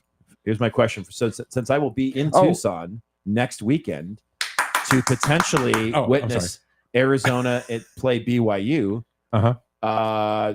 Do you think that Arizona's doing better this year or worse than last year? What do you think? Worse. I don't even know. I haven't been watching Arizona, so I mean, Well, that answers the Yeah. question right there. oh, by I the really way, haven't been. I to don't know. put a bow on ASU though, how's that Mississippi State loss? That Mississippi State loss looks a little bit better with them going up and giving a real scare in Tennessee. But how good is Tennessee? Well, but it's still a good SEC team, If even they if they're would've the beat- fourth best SEC team. Okay, don't be Tennessee the would- Harris Hicks here because it's SEC. It Oh means wow! something. Here we go. It does mean a It little. doesn't mean something. anything. You know what Here it we means? goes. A little more. Oh my goodness! Because Tennessee can turn out to be a typical bad Tennessee, which they have been lately. Yeah, again, the fourth best Harris. program in the SEC. Still, I 100% guarantee. You put Tennessee in the Big 12, they win with maybe one loss, and even then, it'd probably be to their out of conference. Okay. Anyways, I mean, whatever floats your boat. Neil, back to your Arizona. Back to thing. Arizona. Are they they're awful. better this year? I have no idea. What's their record? I don't know. Oh, They're actually. I think they're 3-1. oh, They're projecting 7-5. They're not going to be a factor in the playoffs at all. They're just. Right. I'm just happy they're better. All I Yeah, wanted. they're up all- against the Mormons this week. the Mormons. That's right. BYU. against the Oh no, I'm Mormons. sorry. They're versus Oklahoma State, and then they've got the Mormons to look forward to. Oklahoma Everyone looks State forward to today. Mormons. Oklahoma State today. The Mormons next week. So They're yeah, soaked in I will. anticipation. I will. Yeah, exactly. I will be in Tucson. I'll be enjoying U of A family weekend. So I'll be going to a lot of frat parties. That should be fun. you're going to be at frat parties? Whoa. I've been at frat parties the last 2 family weekends. What are you doing man. Got at 2 frat words parties? for you, my friend: Jello and shots. You know what's funny is they are super conservative with the alcohol when the parents are there, Oh, I'm which sure. doesn't stop these You parents. shouldn't be at frat There are parties. some parents who are clearly trying to relive their college days. Like last year, as we were leaving a frat, I saw a parent passed out on a lawn. Yeah, when's the last time you drank Really? something out Wow. of another human being's belly button? It's been a long time, but I'll tell you what, it'll be well here. You know what? Look, it's gonna be a good time. Yeah, Arizona's not doing much. Here's all I hope. I hope that for no other reason than just because it's fun to deal with it. I hope that Arizona somehow upsets ASU in the Territorial Cup, which is going to be at ASU this year. That's not They happening. do that, and I rip my clothes. ASU and is so open much better. weeping. Yeah, it's Yeah. not going to happen. You don't ASU 's think a so? lot- No. They lost to don't have Iowa a State chance. 39-14. When Arizona State goes to Iowa State, that will be the barometer game. They'll be a 15 to 20 point underdog in that game. That's my opinion. Probably. All right. Let's talk moving on. about SC. So my question about SC, and I'm going to ask you guys because I'm the SC fan, right. right? Supposedly. And I watched the game against Delusional. I watched the game against Illinois last week, and Illinois is a good team. And that was a great game. It was a great game. And it lost in the last second with a It field goal. was. Huh, what? Oh. So what do you think? Is this the same old SC, or is this a getting better SC that's actually able to compete now? And maybe in a year or so, this could be a contender. Well, yeah, I think it's a better team that is on the ascent in a scope of things. Right. This is the first time that I've seen Lincoln Riley not get top tier talent and completely juice everything out of it in a quarterback form. To where I think that he elevated his quarterback play this Mayava's season. playing well. Mayava's playing well, and honestly, I mean, the offense is best playing thing well. about that entire thing, because when you ask, is this the same old USC? Yes, in the result. No, on how we got to it. Okay. Because yes, if the in the past USC loses this time and time again because their defense simply cannot keep up. It's frustrating, and it's like, we, especially for an Illinois team that just got absolutely slobber knocked the week before, and not putting up an offensive performance, you worry, why is it that they did this again now to us? But on the other hand, I did not foresee a shootout here, Right. And it certainly was. And there was poise. There was a lot of pressure on the part of Illinois to USC, and he still was able to get the ball out in a timely manner, quick darts, a bunch of different ways. It wasn't just like bubble passes, and you saw athletes better. No, he made some passes, made some plays in Mayava that he did. I think that it is a positive outlook towards what the future, as in future seasons, can be, especially now that you're pretty much stuck with Lincoln Riley for the foreseeable future. I wouldn't say. I don't know that. Well, it's a marriage. It is a forced marriage at this I'm point. okay with that. Yeah, no, it's there are worse situations to be. I in. like Lincoln Riley. It's the next Pete Carroll. Here it comes. No, I don't think he's the next big Ralph's You gonna. have to win a championship. But in I order think to he's beat Pete Carroll. he's settling in finally. He Yeah, does a great job recruiting. You look at his He does. his number one this class next year. one is as of right now the number one recruiting class of next season. SC's missing one thing. It's a defensive Wins. back. Their coverage on the back end of the defense is weak. That's where they're getting beat, Maybe even some pressure. right? But the pressure's okay. But the defensive front is stopping the run. Haven't they had some injuries though in the defense? They have. backfield? But especially last week, they had two guys go down in the backfield. That's why that was even worse. But I think that's where their weakness is. And if they can get that filled up in the transfer portal, SC next year with Mayava another year in, who I think I hated Mayava last year. I'm watching him this year going, wow, he's really What taken an a huge improvement. step forward. This is a good quarterback. They could be interesting next year. Neil, did you have any opinion on that? I know you're a Bruin fan. Not this year. Good lord. I don't. I disavow the Bruins this year. Good grief. That's a train wreck. Well, so did their coach. That's why he's gone. Good grief. The one thing there are two things that could save their season though. Like Okay. Illinois, it feels like a death blow. I don't All right, think so. if Illinois can stay ranked towards the end, maybe that looks a little bit better as we Yeah. go on. If they can go undefeated for the rest of the way, and I do mean they need to go undefeated. And those are some tough games coming up. You got Michigan next week. Notre Dame, Yep. which please do us all a mercy and just kill They'll Notre beat Dame. Notre Dame. Yeah, please, for the love I of think they'll God. beat Michigan. I do not want to see Notre Dame in the playoff just Right. because it decides to not On have a conference and principle. have its two toughest games. Their to begin big the game season. is Oregon, and I don't know if they can beat Oregon. You wonder whether or not Oregon will have everything kind of locked up. Say we are guaranteed a college football playoff spot. Maybe they're the first team because they'll have the second most impressive win Right. of anywhere. Maybe they feel, let's throw a bone. We get essentially like a month and a half That'd be by tough. not having to play in the big, inside the championship game. Maybe that is how you sneak by Oregon, because on their merits, I don't see how USC beats Oregon. No, Oregon's the best team in the country. Oregon looks My opinion. tremendous. Yeah. Yeah, So- I think they're number one in the country. So as I was about to say, I do agree with you as far as USC. This year is a little sketchy. Great defense, lots of questions, or excuse me, great offense, lots of questions on defense. So with that kind of instability, I have a feeling that you're going to see the Trojans playing in the Hormel Spam Bowl or whatever bowl, some Pop-Tart. the Pop-Tart That's Bowl. we endorse the Pop-Tart Bowl here. That would actually be very cool. The Pop-Tart Bowl, I would like that. So they're going to end up playing in some second-tier bowl game. Maybe they'll be in the Snoop Dogg Bowl in Arizona. Like, who knows, Snoop right? Dogg Bowl. Don't care, all right? Oh, But wow. I do agree with you. The recruiting class is top-notch. Next year, they're going to be a factor. This is breaking news, and it's kind of weird. Just a weird step Breaking aside. news. Wait, we have breaking news. Do we have Breaking news. Do it. This Gotta is find it. It's oh, okay. Good well, Lord. Oh, What here are it you- is. What are you, All right. Braille? this is more so stabbing news. Breaking Uh, news. Mark Sanchez is in stable condition after being stabbed in Indy. And this was What? like 15 minutes ago. Yeah. What? It's just breaking, so we don't have the full Stabbed. details. Yeah, but he's been hospitalized after being stabbed in Indianapolis early Saturday morning. Fox Sports said that he's in stable condition, currently recovering. Yeah, Mark Sanchez, the Sanchez. Stabbed. That's crazy. Yeah, I know. That's absolutely crazy. Yeah, especially with all the stuff. I know after the Dublin game, Stabbed. the quarterback, the backup to the backup to the backup quarterback got robbed at and had some minor injuries or something. It's crazy what's happening around now these days. That's weird. I What know, in the I know. heck? That's why I was like, you know what, kind of fits with USC. So Oh wow. Okay, that's a stretch. I know what you're saying. We're just giving you a curve. yeah, I was gonna say, I don't know. It's a stretch. It's more so a stretch. All right. Are we going? When we switch gears now, start talking Yes, about. Let's let's go do it. into our segment. Let's hike. It's time for Like sands through the hourglass, so are the games of last week. That's right, everybody. The games of last week. The week 4, right? Week 4 review. Yes. Uh, Before we get to week 5, there was week 4. let's talk about week 4. What do you want to talk about? You want to talk about Tyreek Hill's knee exploding? That's That was what is horrendous. Bitter Dolphin fan? Has he texted in? Yeah. yet? So bitter Dolphin fan. I want to hear about Yeah, that. what What about- are you feeling about Tyreek Hill? Yeah, he looked.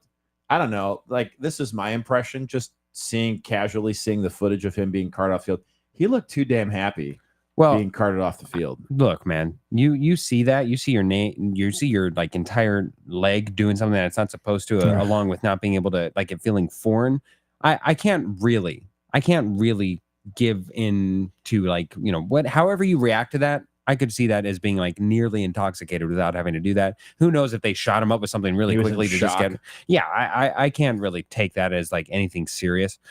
Trust me, there's a lot that I can hold against Tyreek Hill. Trust me. But that particular thing, I'm not going to. And also, one thing is that what's kind of sad is not only is he done for the year, he's probably done for the next season. And He might quite be done. honestly, that might be It a might be career, a folks. career-ending move. It's not like he was like the most reliable of hands. It's not like he was the No. crispest of route receiver, route runners. Excuse me.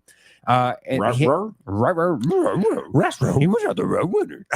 So anyway, so if he's going around Wow. and just has otherworldly speed like this side of Randy Moss, Right. I hesitate to think that medical marvels can bring him back to where he was. He was I already agree. on the decline. Yeah. I So agree. Tyreek Hill, if that was a career, truly astounding. One of the best pure weapons of the entire, like the fact that he started out as a returner, a special teams returner Yeah. who was going to utilize his speed strictly in that regard, went to become like nearly a track athlete on the football field and being stout and being well put together. He, I think, is a no doubt about it, first ballot Hall of Fame. No doubt about it. And I would even say like probably like a top 10 wide receiver of all time. Wow, that's a lot. I agree with you. I'm sorry. We have to go back. We've been getting messages on Guys, YouTube and Don't Facebook. blame me. I know I'm not we in charge of blame this stuff. Ralph. So my I'm brother's so on sorry. my brother's on Facebook and YouTube. He goes, "Yo, bro." He goes, "We glorified the wrong people." Okay. I think we're talking about going back to that Super Bowl conversation where people are glorifying the wrong people. Danica Patrick. USC will lose to UCLA and fire Lincoln. That's you're stupid. Come on, that's not They going to happen. can't fire Lincoln. They're financially unable to. The Mormons. That sounds like a Danica, a bit Danica, like Danica. Oh, because we talked about the Mormons. If you want to see parents reliving their college days, go to a game at the Republic of Boulder So That he's talking sound- about Colorado. That sounds State. like Colorado State. Yeah, he's his kids all went to most of them went to Colorado State. Boulder and Colorado State, beautiful places. Sorry, I missed that. You're on. Hey, text us in instead, bro. No. They can.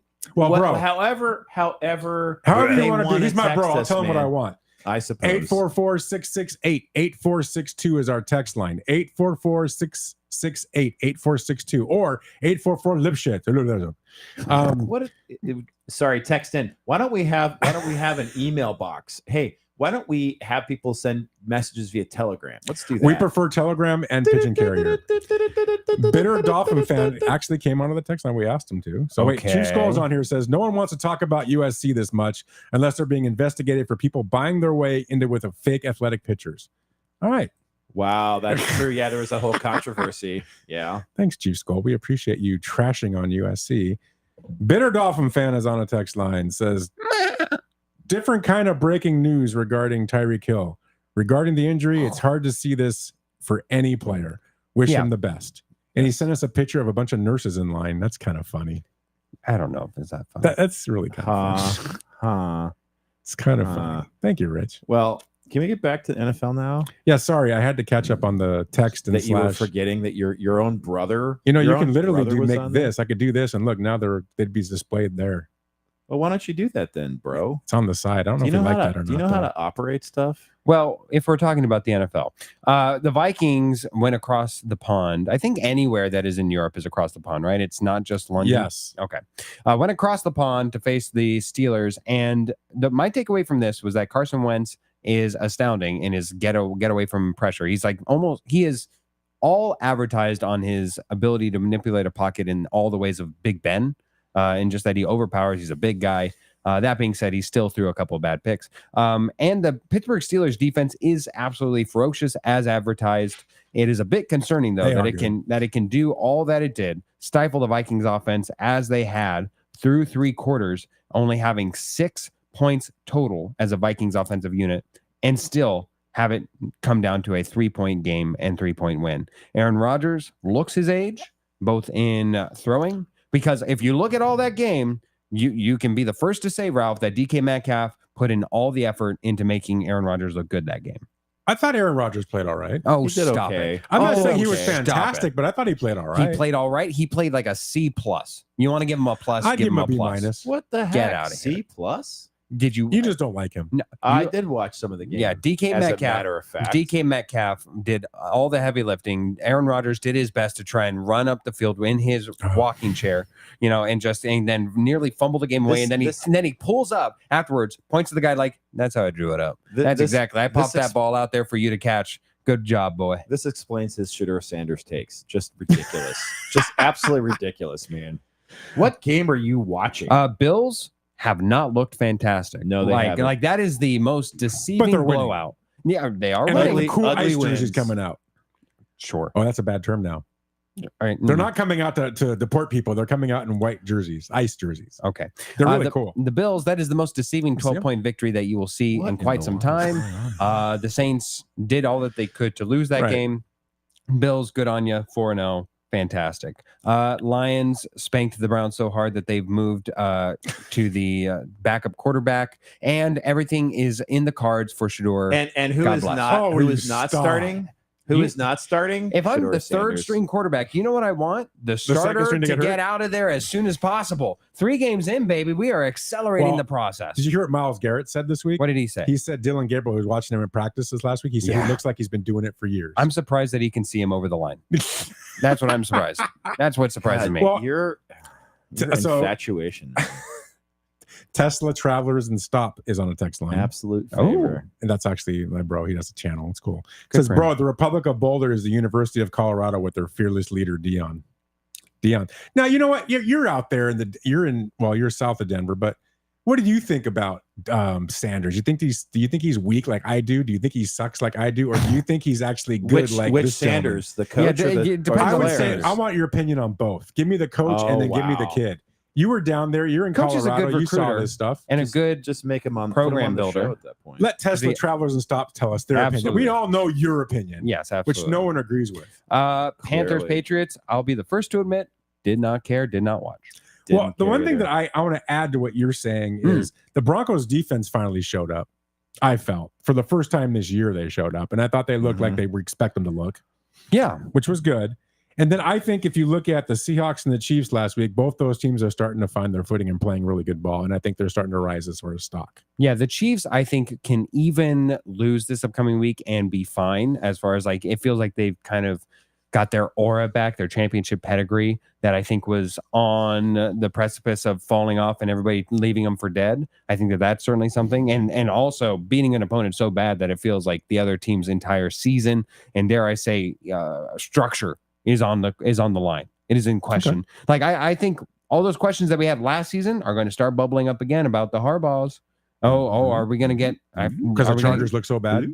Yeah, because Jim Harbaugh over there with the Ravens over there. Oof. He was potentially going to be fired last season. It's starting to look like it this year. I have people that are like, no, of course not. If Tomlin can stick around, of course Harbaugh can. He's won a Super Bowl, this stuff. Look, all I'm saying is that there are tons of times this season, seasons in the past where I'm like, what is Jim Harbaugh over there doing? Yeah, exactly. Like, I feel like they've lost this game in a bunch of different ways. That was not Lamar Jackson. That was just random and fluky due to a questionable thing. We're either going for it, and then other times we're not going for it. I want some consistency. Just saying, Jim Harbaugh, you keep an eye out on that. That's right. Tesla Travelers on the text line. Travelers and Stop says, clown show. The kid, well, I agree with you, bro. So he thinks that Deion Sanders is a clown show, which I think a lot of people are starting to think. I think it's a main event attraction. I think it had its place. Sure. 2 or 3 years ago. But I think people there are starting to get frustrated with it. And they're starting to see that he's not a good recruiter. He's really not, because of the way he came in and the things that he did gave him a bad look. And now that his son's gone and that the other guy's gone, they look terrible. And he looks lost on the sidelines during games. He shouldn't be calling games. I think he's terrible. Yeah, I mean, I think his ability to recruit is not just on the field as far as like players. I think it's also his ability to recruit coaching talent, which is pretty good. He has one of the better coaching staffs in college, I think, undoubtedly. But as far as his son goes, it's all set, baby. The foundation is laid out. It's all going according to plan. So bitter Dolphin fan, when he sent in that picture of the nurses, I saw that, but I didn't catch the main thing he was saying. He says, Ralph, look at the nurses' stomachs. They're all pregnant now. For Tyreek Hill. It's astounding. That's funny. That is okay. Funny, bitter Dolphin fan. But by the way, quick baseball side, bottom of the first, the Brewers are leading 3-1, and they've got pitchers up in the bullpen already for the Cubs. All right. We have a sports girly on the text line. Sports girly. I don't like how on point Neil was about Shedeur Sanders, Aaron Rodgers connection. Is Pookie his ageist? You mean is Pookie an ageist? I think. I don't think you're an ageist. I just think you're wrong about that. That's all. I don't think it's a systemic thing. I just think that in this particular case, you've got your head so far up your tuchus that you're looking out of your mouth. Speaking of stuff that stinks, I've got two last things here for the week that was. One, for all of you disingenuous charlatans, for every single one of you who just has no moral compass on what the game is and what we are watching and what makes it fun, for everybody who's out there who says, the game shouldn't end in a tie. Oh. I'm totally fine with that, then we're not going into overtime, first of all. And second of all, if you are the person over there saying that, after overtime, we should have a kickoff? No. A kickoff, as in the kickers like go every 10 yards and start kicking until somebody wins? Get out of here. That's like saying, like, you know what I really enjoy about the Super Bowl are the commercials. We should just have a nonstop 3 hours commercial fest. Get out of here. You're missing the point out of what makes it a beautiful experience. Kickoff. I don't want to see Brandon Aubrey out there becoming an actual trade piece for a team and being akin to a quarterback and getting trade value because all of a sudden he's worth potentially winning a game all himself. Get out of here with that. No, a kickoff. I already have a kickoff and we barely like it as is. Yeah. Next.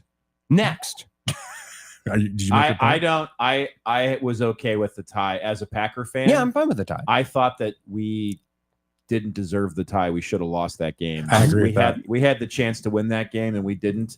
That was on us. The tie was little consolation. Now on the other side, The Cowboys Is are that pretty not- happy for a tie. Is that game not the epitomization of how a tie can still be a loss and a win? Yes. Yeah, on both exactly. sides. It totally Absolutely. The is. Cowboys, Jerry's got to be walking out there like, "Oh, look at my britches.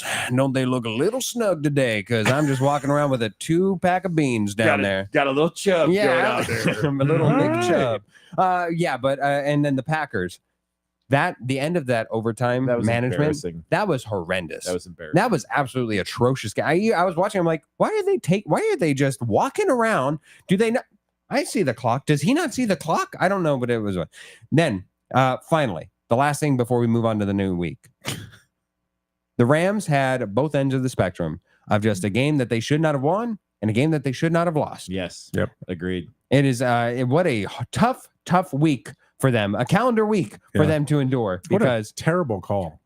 for what? The Rams We're last talking, game. for we're the talking last about, that we're fourth talking down about the call? week 5 game. Yes. So now let's we're moving to the week transition 5. Week 5. Week 5, 49ers, every single run play that they had played up until the last play of the game had gained them at least 1 yard. Every rush had gained them at least 1 yard. That being said, I completely agree with you. Good. I think that was an absolutely just boring, run-of-the-mill potatoes thing, especially when you had given the game to Kyron Williams prior to that, and he had fumbled the ball away. I don't know where the reassurance is that you felt like you could give to him. I don't know if you felt like you just needed to make his mindset feel right. I don't know what you were doing, but either at that point, go for the tie and then see if your stout defense can then do it to where you can get another field goal, Right. or do something a little more creative than that, Sean McVay. You have Devontae Adams, you got Puka Nacua over there. Exactly. I'm sorry. Why are you trusting Kyron Williams and that offensive line, which are not the strongest elements of your offense? Why are you trusting So, them? You got that reminds me of a certain Super Bowl. Anyway, Neil won't be on the show next week. That's true. I won't. It is true. Yeah, I thought that was a really Hated good it. game. And hey, Mac Jones, what a gutsy performance. He was hurt too. God. That Is- is Mac Jones actually a decent quarterback now, finding the right system, like a la Baker Mayfield when he did it over there? He went to the Rams and all of a sudden he That is started an playing. insult to Baker A la Mayfield. Sam Darnold going into Minnesota That and is an finding. insult to Sam I'm just Darnold. saying, is this the next guy? Is it possible? Mac Jones is Brock Purdy looked not what we great. really think he is? It's only Oh. the system. That I agree with you. Oh, All right. I got something out of you. Well, no, you went both ways with it, so I'm Whoa, going to whoa, agree I with don't go one both side. ways. Oh, hey, yeah. You should try it No, sometime. he's a I- switch hitter. But you know what that was? That was the grandpa at the family picnic taking a run and then pulling his hammy because he thinks that the little kid beat him and then still like tumbling in front and technically winning. Mac Jones, every single gosh darn time that there was like a 50-50 ball, anytime like it was being juggled a little bit and the result of it was in question. Oh, got it. Oh, wait, it's a touchdown. Yeah, man, that was great. Great job, everybody. That's true. Great That's job. true. He Tell me, did- every single time he was in massive pain. He's just off this. Oh God! Touchdown. 6 points. Okay. Hey, good job. Hey, so you're gonna want to get that zig route. Give me a friggin' break. That being said, So you thought he was faking it. I thought he was fluffing his stats. Absolutely. You thought it was doing some flops. Absolutely. Just something to get either a call and plus we've seen Mac and Cheese. Fluffing his Yeah, stats. Mac and Cheese Jones Nice. over there, just making sure that he's alligator rolling people. He's not above dirty play. First of all, Ralph knows all about fluffing. So. absolutely. Thank you for not sticking on one thing. Anyway, one comment. Fluffy, fluff. Mac there. and Cheese Jones over there is not a good quarterback. I think that this, He looked this pretty good. I bet he did because Kyle Mac and Shanahan Cheese is that Jones. good. There is not a coach in the NFL right now outside of maybe Sean McVay. Sincerely, he is the one coach that I would take over Kyle Shanahan because him and his system puts you in a position to win week in and week out due to his offensive schemes, due to the way that he can coach a quarterback into efficiency. And it is still the most confounding thing to me that he, even with all that knowledge, even of that assuredness that he has in himself and that team and that organization, that he gave Brock Purdy that deal. Because to me, I sitting from aside, I don't understand why he felt like that when he can be a part of what reclaimed Sam Darnold and his goodness, when he had a ability to make Jimmy Garoppolo look like a franchise quarterback for as long as he did, and how he has made Brock Purdy Mr. Irrelevant, how well he has made him play. I don't know why you gave in to Brock Purdy and his contract demands when you could have gotten this production from a litany of other quarterbacks. I think that's a really good point. Fluffy. I'm not a believer of Brock Purdy. Neither do I. You can see it last year when they had everybody hurt. He just you couldn't put the team on his back and go anywhere with it. I think he's mediocre at best. He's playing in a good system with a good coach. How many times have we seen that? Nate Mullins, he went over to like the Philadelphia Eagles, just died in the wilderness over there. Yeah. And he was actually a fine quarterback with the 49ers. I mean, he's not able to make, wine out of water over there, but he's certainly able to make a dish out of cheese. So I think that it's astounding to me with how good Mac Jones looks time in and time out is really just a testament to Kyle Shanahan. You hate to say it. I mean, Mac Jones, you still have to physically make the plays. I get it. That being said, just Brock Purdy never got it. So you're saying that the pride of Queen Creek, Arizona is not all that? Is that what you're saying? No, to me? I cannot say it. Okay. Sounds good. Blissful Hayes is back on the text line. Says, if a game ends in a tie, both teams select one player to fight UFC style for 5 minutes. Whoever wins, their team wins.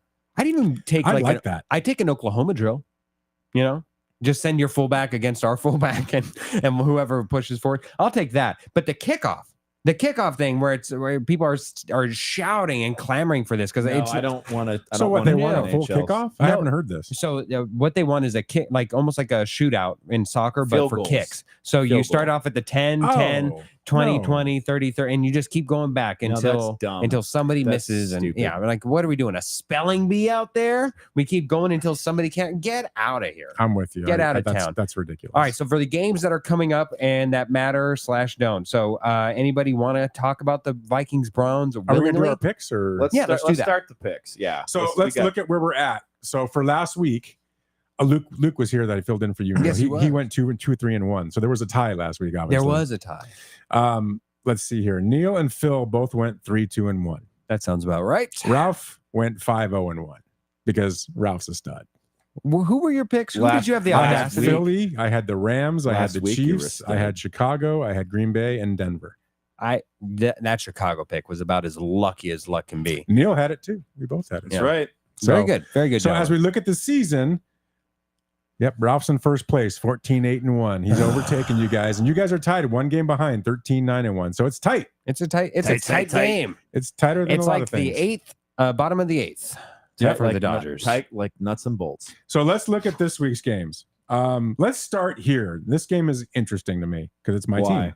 Seahawks and the Buccaneers. Not interesting. So Neil, who thinks it's not interesting, we'll start with you, Neil. 2-3-1 Bucks. teams. Well, I think that 2-3-1 teams. Yeah. I think that the Seattle pass rush versus the Tampa Bay banged up wide receiver room.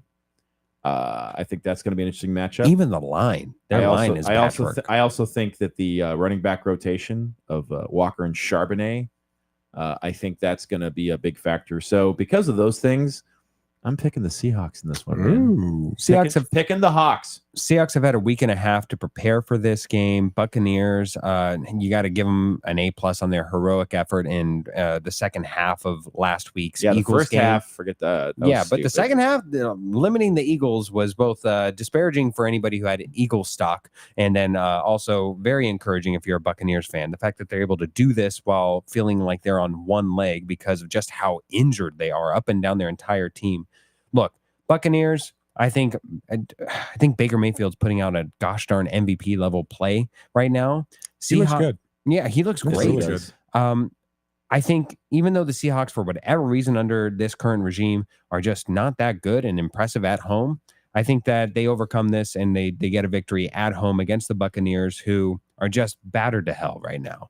That's where I'm going. So I'm going to address what you just said, that under this regime, they're not as good at home. And that is true. Last year, they were 1-7. Yes. This team's different. Now, they did lose week 1 to San Francisco because of that one last play. And the team was this is the first time this team's together. They started getting together. And since then, they've won 3 in a row. This team is they're hitting on all cylinders. What scares me about this game is Julian Love is out. Devin Witherspoon is out. Those are 2 huge pieces in the back end of the Seattle defense that Baker Mayfield will exploit. Nick Emanwari is back for the first time since week 1, the rookie safety. So that's a good thing. But they're going to need some other guys to step up in order to do something here. I think this could be a really high scoring game. It could. That's what I think might happen here. I think you're going to see both teams moving up and down the field. I think Seattle has the advantage up front on defense because their defensive front 7 has been one of the best in the league this year so far. They've been really good. And I like the way the offense is moving the ball. I like what Sam Darnold brings to the offense. I think he's been way better than advertised at this point. He looks good. There's his ball placement, the way he's moving the offense. I love He- how he places just- his balls, man. yeah, he just looks So good. Mm, So so good. I'm going to take Seattle as well. Go figure. Oh, yeah. But I think this is a close game. I really do. I think this could be a last possession kind of win. Buccaneers will always, for their entire season until the postseason, we'll just see like the state of the rest of their division and just always be able to rely on the fact that we're Agreed. probably going to just ease into winning this division. So they'll never feel truly like they need to win this, like each and every game because they count. Kind of like the Seahawks do because of how just the rest of their division will play out and how tough those interdivisional games are. So, and Bucky Irving's out this week He's too. out as And I well. think that's Mike a Evans big, is out. big Chris loss. Godwin is working his way back into the thing, and after coming back from a season-ending injury last season, Amiki Abuka is going to be playing, but he's a rookie. Right. Wirfs, I believe he's still out. They are just, again, the Bucks are the walking dead right now. They've got a couple of key pieces that are keeping them afloat, and they are giving a valiant effort. That being said, Seahawks, they feel like the more complete team as of right now at home. So we're all in Seattle. Okay. All Seattle. By the way, quick MLB update. We're still in the bottom of the first. What? It is now 6-1 Milwaukee. And they pulled they had to go to another pitcher. It's one of those games. It's unbelievable. I told you. They are getting those young guns. They are getting absolutely Rocked. waylaid, I would say rocked. I would say go forward with caution. Games like this, I've seen it where that team gets that big lead in the first inning and the other team chips away Yeah, and they win well, the game. if anybody's going to chip away, it's going to be the Cubbies. Right. So let's just Throw in the they, towel. they have to figure out how go to into get out. hibernation. They have to get out of the bottom of the first inning. all right. Let's go All to right. the next game. Eagles and Broncos. I'll take this one to start with. Please do. This is a good game. So I think it's going to be a very good game. I agree.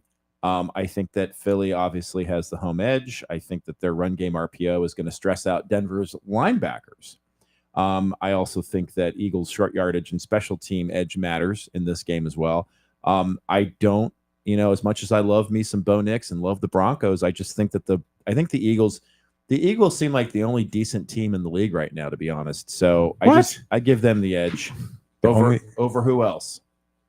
Who else is decent? The Eagles are the only decent team. I think so. I mean, The only decent, consistent I don't team know. right The Seahawks now. are 3-1. I don't know. The I don't Niners think are they're- 4-1.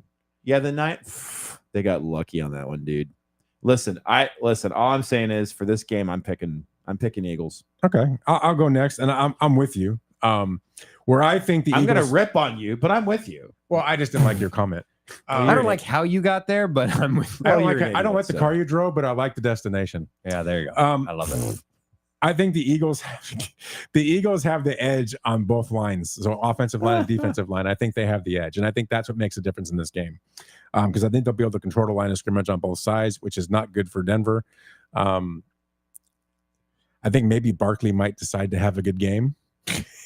He's been that typical He guy might. that gets 2,000 yards, Yeah, right? And he the next might. season, he's just Been not that everything good. as advertised Right. for the fallacy of a Right. 2,000-yard season.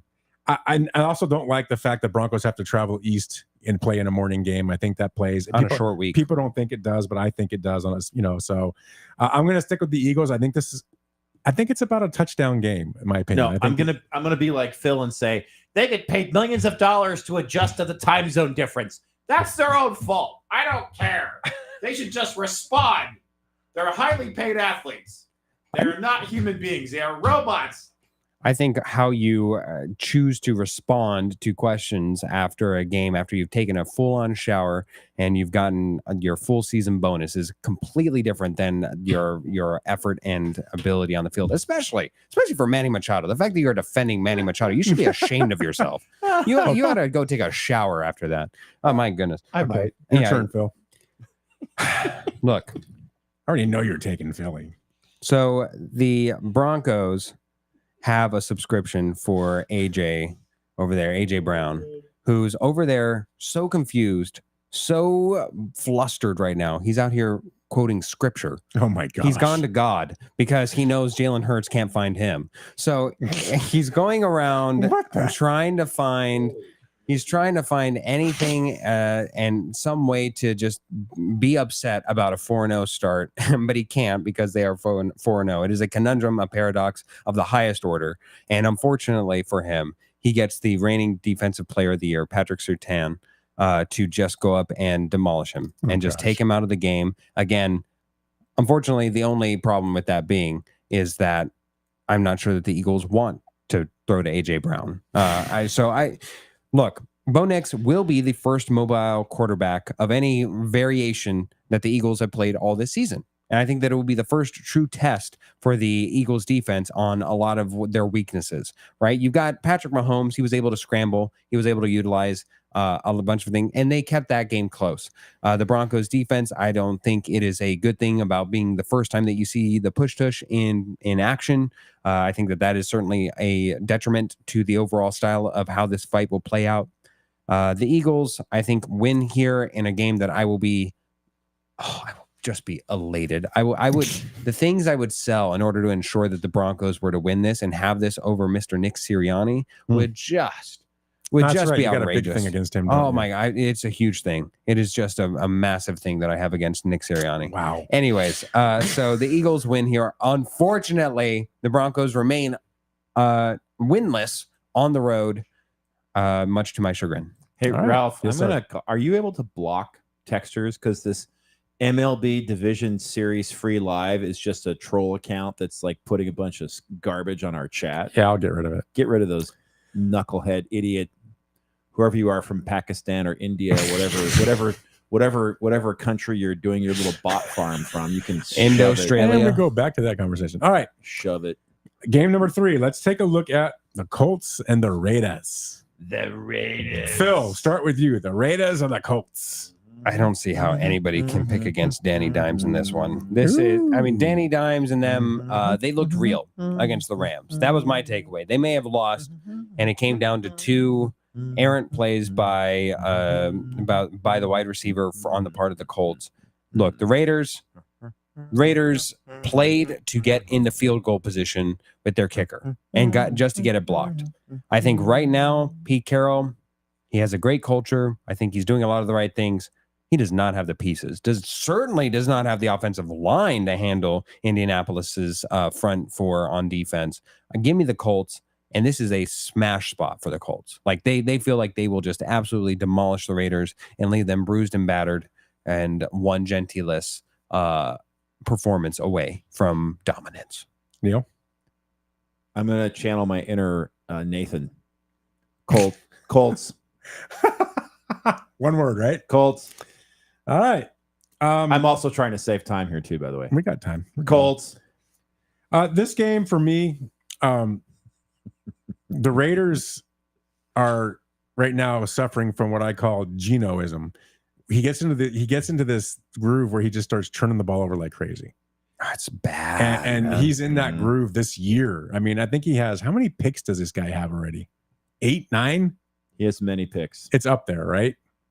And when Geno plays Pickalicious. ball that way, he just brings everybody down. And he starts getting mad on the sideline, starts throwing his helmet. But the problem is Geno.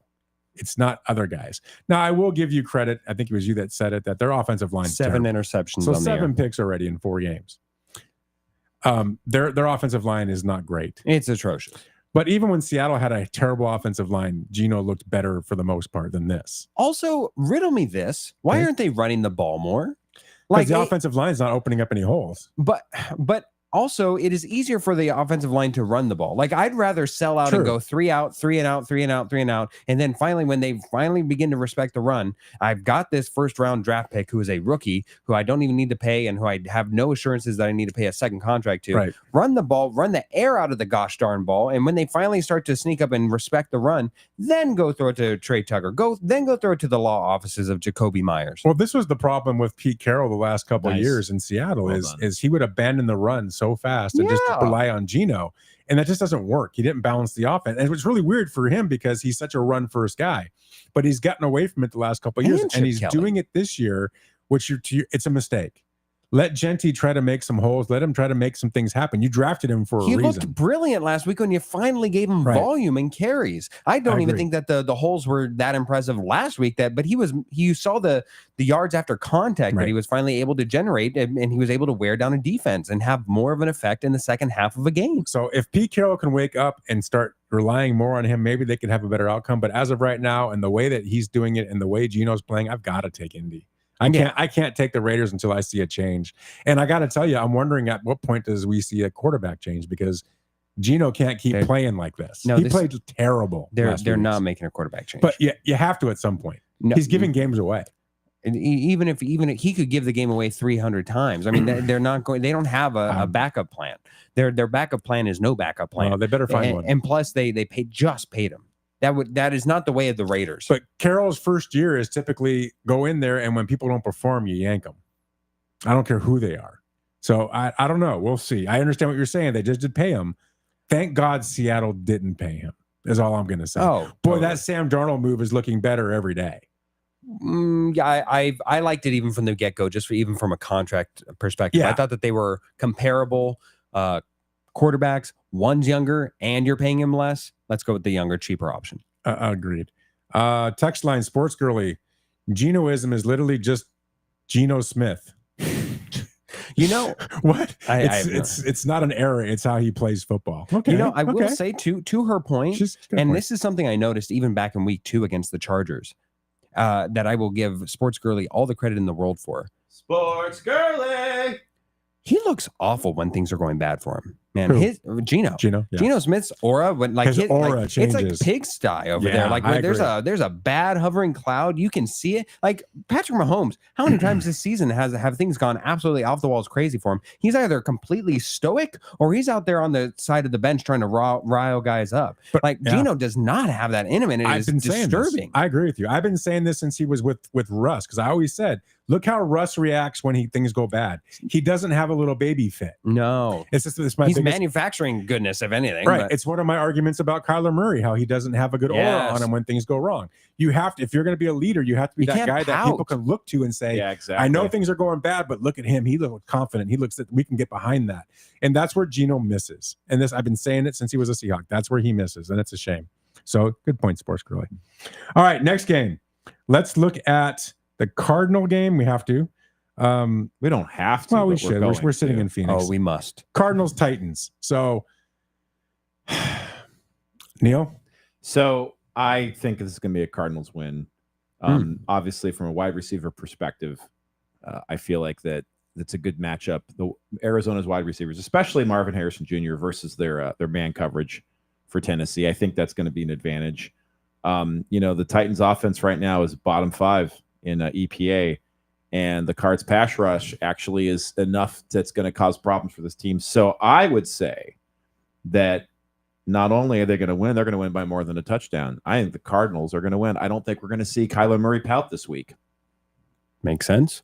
Ralph? Yeah, the Titans are bad. They are very bad. That 10-win team that you talked about in the beginning of this season when you were high as a kite on the show, the Titans don't have a prayer. And I mean, I think. Oh, that's right. You did. You were so high on the Titans. I mean, probably high on my own supply. The worst offensive line in football, probably, with a quarterback that's just trying to learn. I forgot. Not a good recipe. Ralph has it, unfortunately. I've got it on it. Tennessee tuxedos, man. Yeah. So you got to take. I think the Cardinals should blow them out. I mean, literally should blow them out. Yeah, I'm going to say this, Arizona, if you don't manhandle these guys like you didn't manhandle the Saints, you got big problems. Yes. And God help you if you lose to these guys. Oh, my goodness. Because you'll never hear the end of it from me. That's correct. Yes, I was just about to say. Never, ever hear the end of it from me. So, yeah, I'm taking the Cardinals. Cardinals have the better defense. I was completely wrong on this team winning 10+ and even making the postseason. I'm front and center able to say that their coaching has been atrocious. Put them in poor game management scripts as well as even time management scripts. But I smell it. No, you don't. Stop it. I smell an upset. What you smell is your stupidity. The Cardinals have every reason to win this game. They had the extended time. They're the better team. They're at home against an outside conference opponent. And that's when the Cardinals are going to cardinal. They're going to lay an egg. Oh, my God. They are going to lay an egg at dude. the home nest. Oh, my God. I smell it. Yeah, I smell your BS too. Yeah. I smell what the Cardinals are cooking, and it's a home egg. That's right. Titans are going to win. It's not going to be pretty. It might be 3-3 going into the 4th, and it might be a last-second field goal. Titans, they're your victors here. You can tell when his voice cracks, he's full of crap. Harris, if you can hear this, Harris, you need to text It's because in I can't and prove help to him. you how. Now, I don't have a case. I can't. I don't have a particular reason. I don't know how it's going to happen. I just know the Cardinals, and I know that culture cannot sustain victory or good momentum. And Marvin Harrison thanking the gods, thanking as if it was a manna from heaven of a touchdown that made him feel good. I think that they get frustrated. I think that Kyler Murray is going to be feeling Jarrell Casey's presence the entire game from a defensive perspective. Give me the Titans for the upset of the season. Can we move Wow, on? this is This is ridiculous. embarrassing for you. True Skulls in a text line says, "Is there going to be an hour 3 now? Maybe 4? It's just the weekend." Here's the thing, guys. So we didn't really talk about this. Is we don't have to stop at noon. If we're still talking through something, we're going to finish the conversation. So like right now, it's getting close to the top of the hour. We're going to finish our picks. Yeah, absolutely. That's right. And then if we have anything else to say, we'll Darn say it. it, and then we'll go. So there won't technically be an hour 3 at this point. You never know. We might change to maybe 9 to noon at one point. I have no idea. But right now, it's just a 2-hour show. But we have the right to go over, which we will today. We as you will can fight see. for our right to go over. Okay. Let's look at You nailed the landing. let's look at the London game. Get the London. Vikings and the Browns. Hello, governor. It's a You know, when jolly you- all You're gonna with start this game. Mary. When you want to make it ugly, you just pick real ugly, don't It's- you? Oh yeah, I did this on purpose. Wins in the East. Vikings and Browns, Neil. Well, I don't think there's going to be much to say here. The Vikings are struggling. Obviously, we saw some holes in their defense, in their embarrassing loss to the old man and the Pittsburgh Steelers. Okay, but obviously Carson Wentz looked really good. So I think they're going to right the ship. I think they're going to. I think. Listen, they're playing a cream puff opponent. The only way the Browns could play worse is if Shedeur Sanders starts for them, which I kind of hope happens in this game. But ultimately, right now, the line is Minnesota -3.5. I think. Listen, I'm going to be honest with you. I bet the Browns to cover, but they're not going to win. I think it's going to be an ugly game. But I think the Vikings eke this one out in London. There you go. What astute coverage over there, Neil. I think you're disrespecting the Browns defense Yes, because I they do am. have a good defense. They do. And Minnesota has a good defense. Their defense was struggling. That's all right. So I got to tell you, I'm leaning Cleveland. I think I like Dylan Gabriel. dangerous time to I lean like him Cleveland. getting his start. I think Dylan Gabriel is a future in Cleveland, not other idiots. I do love their defense. I think they can keep him in this game. They can shut down Carson Wentz. And I think Dylan can do enough to put some points on the board. I think your Neil's right. It's going to be a close game, but I'm going to side with Cleveland. I'm taking the Browns. I think they win this game. So what you're saying is all the pretty chicks with the crimson lips saying Cleveland rocks. Cleveland rocks. See, Is that when what you you're say saying? that, I think of that girl that was on that show with him, the one with the. Do you remember that show? Yeah, I do remember. Yeah. The Drew Carey show was awesome. Yeah. Anyway, Go ahead. I don't even know what you're talking about. But Cleveland Browns do have a championship contending defense. Yeah. With nothing else to go with along with that. I agree. With that. Yeah. So not even their third string quarterback. while I do think that it is impressive that like they held the Baltimore Ravens at full strength to a 10-3 halftime, loss. I don't think that the Vikings have had a week to stay in Europe. That is an advantage. That's I true. think that they have the quarterback advantage, slight as it may be. Carson Wentz is better at this time than Dylan Gabriel. I think that they have better offensive weapons. I think that they have a comparable defense. It's not quite to the level of the Cleveland Browns, but it's comparable. I think that the Browns, remind me, I don't think that they've been abroad at all. Like I don't think nobody, they have. It's the first time, I think. it feels like it's the first time, Which is tough. with no experience whatsoever. Vikings have been in this spot before. They were even in England last season against the Aaron Rodgers led Jets. So they everything screams to me the Vikings 3.5. Maybe you're right. I think I would take the points with Cleveland. However, the Vikings most assuredly win. Man, you're making me rethink my pick. No, I think You really made some good points. Well, I think he did. what we're not covering is the fact that Dylan Gabriel was a fantastic musician. I love In Your Eyes. I love Shock the Monkey. Those were great You're songs. making me 8-1. Should I change it? 8-1. Those Milwaukeeers are brewing. I'm going to stay with Cleveland. I don't care. It's an 8-1. Is it But you 8 made to good 1 in points. this It game? is 8-1. Holy shnikes, 8 to 1. They Yes, are we have the getting- game on. Holy. Okay, last Brother, game, Pearl are guys. getting beat. Monday night, Chiefs and Jaguars. Chiefs and Jaggies. No, it's my rowdy friends are here from Monday night. I'll start first. Oh gosh. Jacksonville has a banged up secondary. KC's defense is starting to play ball. Mahomes looks better. I like where the Chiefs are going. They just look better. They look like they're getting their feet under them. I think this could be ugly. I do like what the Jaguars have done. They played well last week. They beat the Rams. I mean, they almost beat the Rams. But I don't think they're going to beat the Chiefs. I think the Chiefs are finding their way finally, and I'm going to go Chiefs. I think they win by a touchdown. So I'm Chiefs. I believe that the Jaguars are 3-1 due to their defense. The fact that all of last season they had 9 takeaways, and through 4 games thus far, they have 9 takeaways this season. That is tremendous. And whenever you can win the turnover battle, it certainly masks the stench that is coming from Sunshine and his hair over there. I'm talking, of course, to Trevor Lawrence, former number 1 overall pick out of Clemson. Sunshine and his hair. Yes. Remember the Titans had a character, I believe it was Ryan Gosling and his hair Oh, man. named Sunshine. They look very I similar. forgot about that Yeah. movie. Sunshine. Ralph knew where I was going. So Jaguars are getting offensive output from Travis Etienne, even Basil Tatoon, but they're not getting it from the passing game, nor are they getting it from Travis Hunter. Really, they're not getting a lot of production out of Travis Hunter whatsoever, even if on the defensive side. That being said, I think the Jaguars are the side to have here. I think the Chiefs, again, have found something. I think if you tell the Chiefs after a 1-3 start, they get to 2-3, I think they'd be fine with it. They are only a game out of their division. I think that the Jaguars are a worthy contender. I think that Liam Cohen may have sparked a little something by taking on Robert Saleh and saying, I will. You don't want none of this. Keep my name and my schemes out of your mouth. I think that sparked a What little is something with happening? this So team. you're taking the Chiefs? I'm taking the Jaguars. You're taking the Jaguars. I'm taking the I feel Jags. They even will better about jag my you pick up. now. Okay. Wow. So Are you feeling jaggy, baby? I am. Liam Cohen will never. What in the hell is going on? It's a Jaguar. Liam Cohen. Listen, it is a Jaguar, by the way.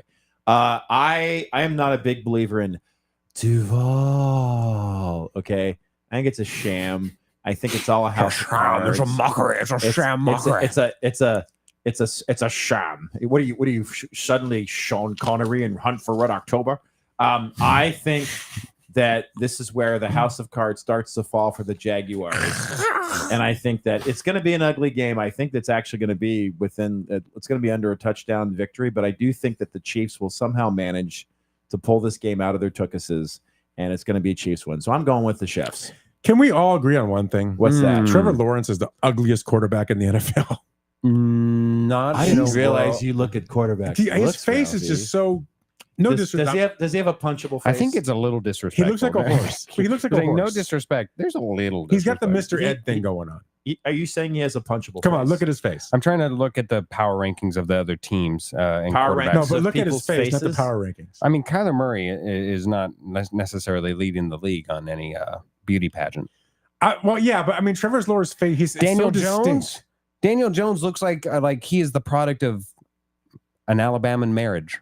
Can you disagree with me? Listen, He's in the top 3. Trevor Lawrence looks like if Sean Penn played Jeff Spicoli as an NFL quarterback. 'Cause Yes, I can imagine Yes. Trevor Lawrence going. Yes, I saw that tasty wave and I said, Yes. "Hey, bud, let's party." dude, you nailed that. That was Thank perfect. you. You're welcome. Chief Skulls in a text line says, "This week 2 of an overseas game, go my Vikings is BS." I mean, the fact that they're there 2 weeks, I think that is BS. Whoever agreed to this, out to join the WNBA. All right. Wow. I don't know Okay. why they're forcing a team to stay there for 2 weeks. I think that's absolutely insane. It's insane. I think that what's his nose is what's the commissioner's Goodell? league? Goodell. Goodell. That Goodell. I almost said Pete. Whatever. Pete Goodell. Pete Goodell. Yeah. Roger Goodell's. I think his scheming to make the league international. Ugh, I just think stupid. it's stupid. I don't care for it. Well, Like I'm so done with this. I can agree with that, but to go back to the prior point, I do think it is somewhat of an advantage, that situation that they found themselves in. So if you were to ask me, hey, not only are you getting a bad team, but instead of playing them on their turf, you get to play them in Europe where they will be just started. It'll be your second week. Do I think that if I was a It's an Vikings fan, I advantage, would have preferred to play the Steelers at home? Yes. But if I had to take the good with the bad, this is the good portion coming up. I hate that they lose home games. You take As a fan, you would hate to lose Oh, home games. 100%. listen. You take the good, you take the bad, Oh, you jeez. take them both, and there you have the facts of life. Anyway, we could get next week into the whole NFL Europe thing. There's a conversation there. I Yeah, don't I want to do it think now, so. but there's a I big think so. I conversation agree. there. So All that's right. our picks. That's our show, man. Like we did it, and we didn't even have to end at noon. We didn't have to end early, We just ended when we wanted to end. and everything we say now is going to get blocked by YouTube because we're playing copyrighted music. But whatever, let's do it. Let's see if it happens. I don't think it will. So anyway, hey, good show. Good A show, little gents. different. I like that In we person. have more freedom to actually not have to be cut off by the station. Commercial breaks. Yep. So hey everybody, thanks again for spending part of your weekend with us. We appreciate all the texting. Got our text line all filled up with our new Weekend Warrior text line. So Oh, We are we appreciate promoting that. on Wednesday? should we talk about that real quick? Yeah, we're gonna do a live post game react of the Dodgers Phillies game. Game 3 is Wednesday, starts at 6, so probably about 9:00 ish, as soon as the game is over. Look to YouTube, look to the Weekend Warriors channel, and you'll see us doing a live reaction post game. So check it out, join us, and hear what we think about the game that happened. Hopefully, it's a second or a third Dodgers victory, but we'll find out. Have a great weekend, everybody. Thanks for joining us. We'll see you next week. Actually, we'll see you Wednesday. See you Wednesday. Talk to you later. And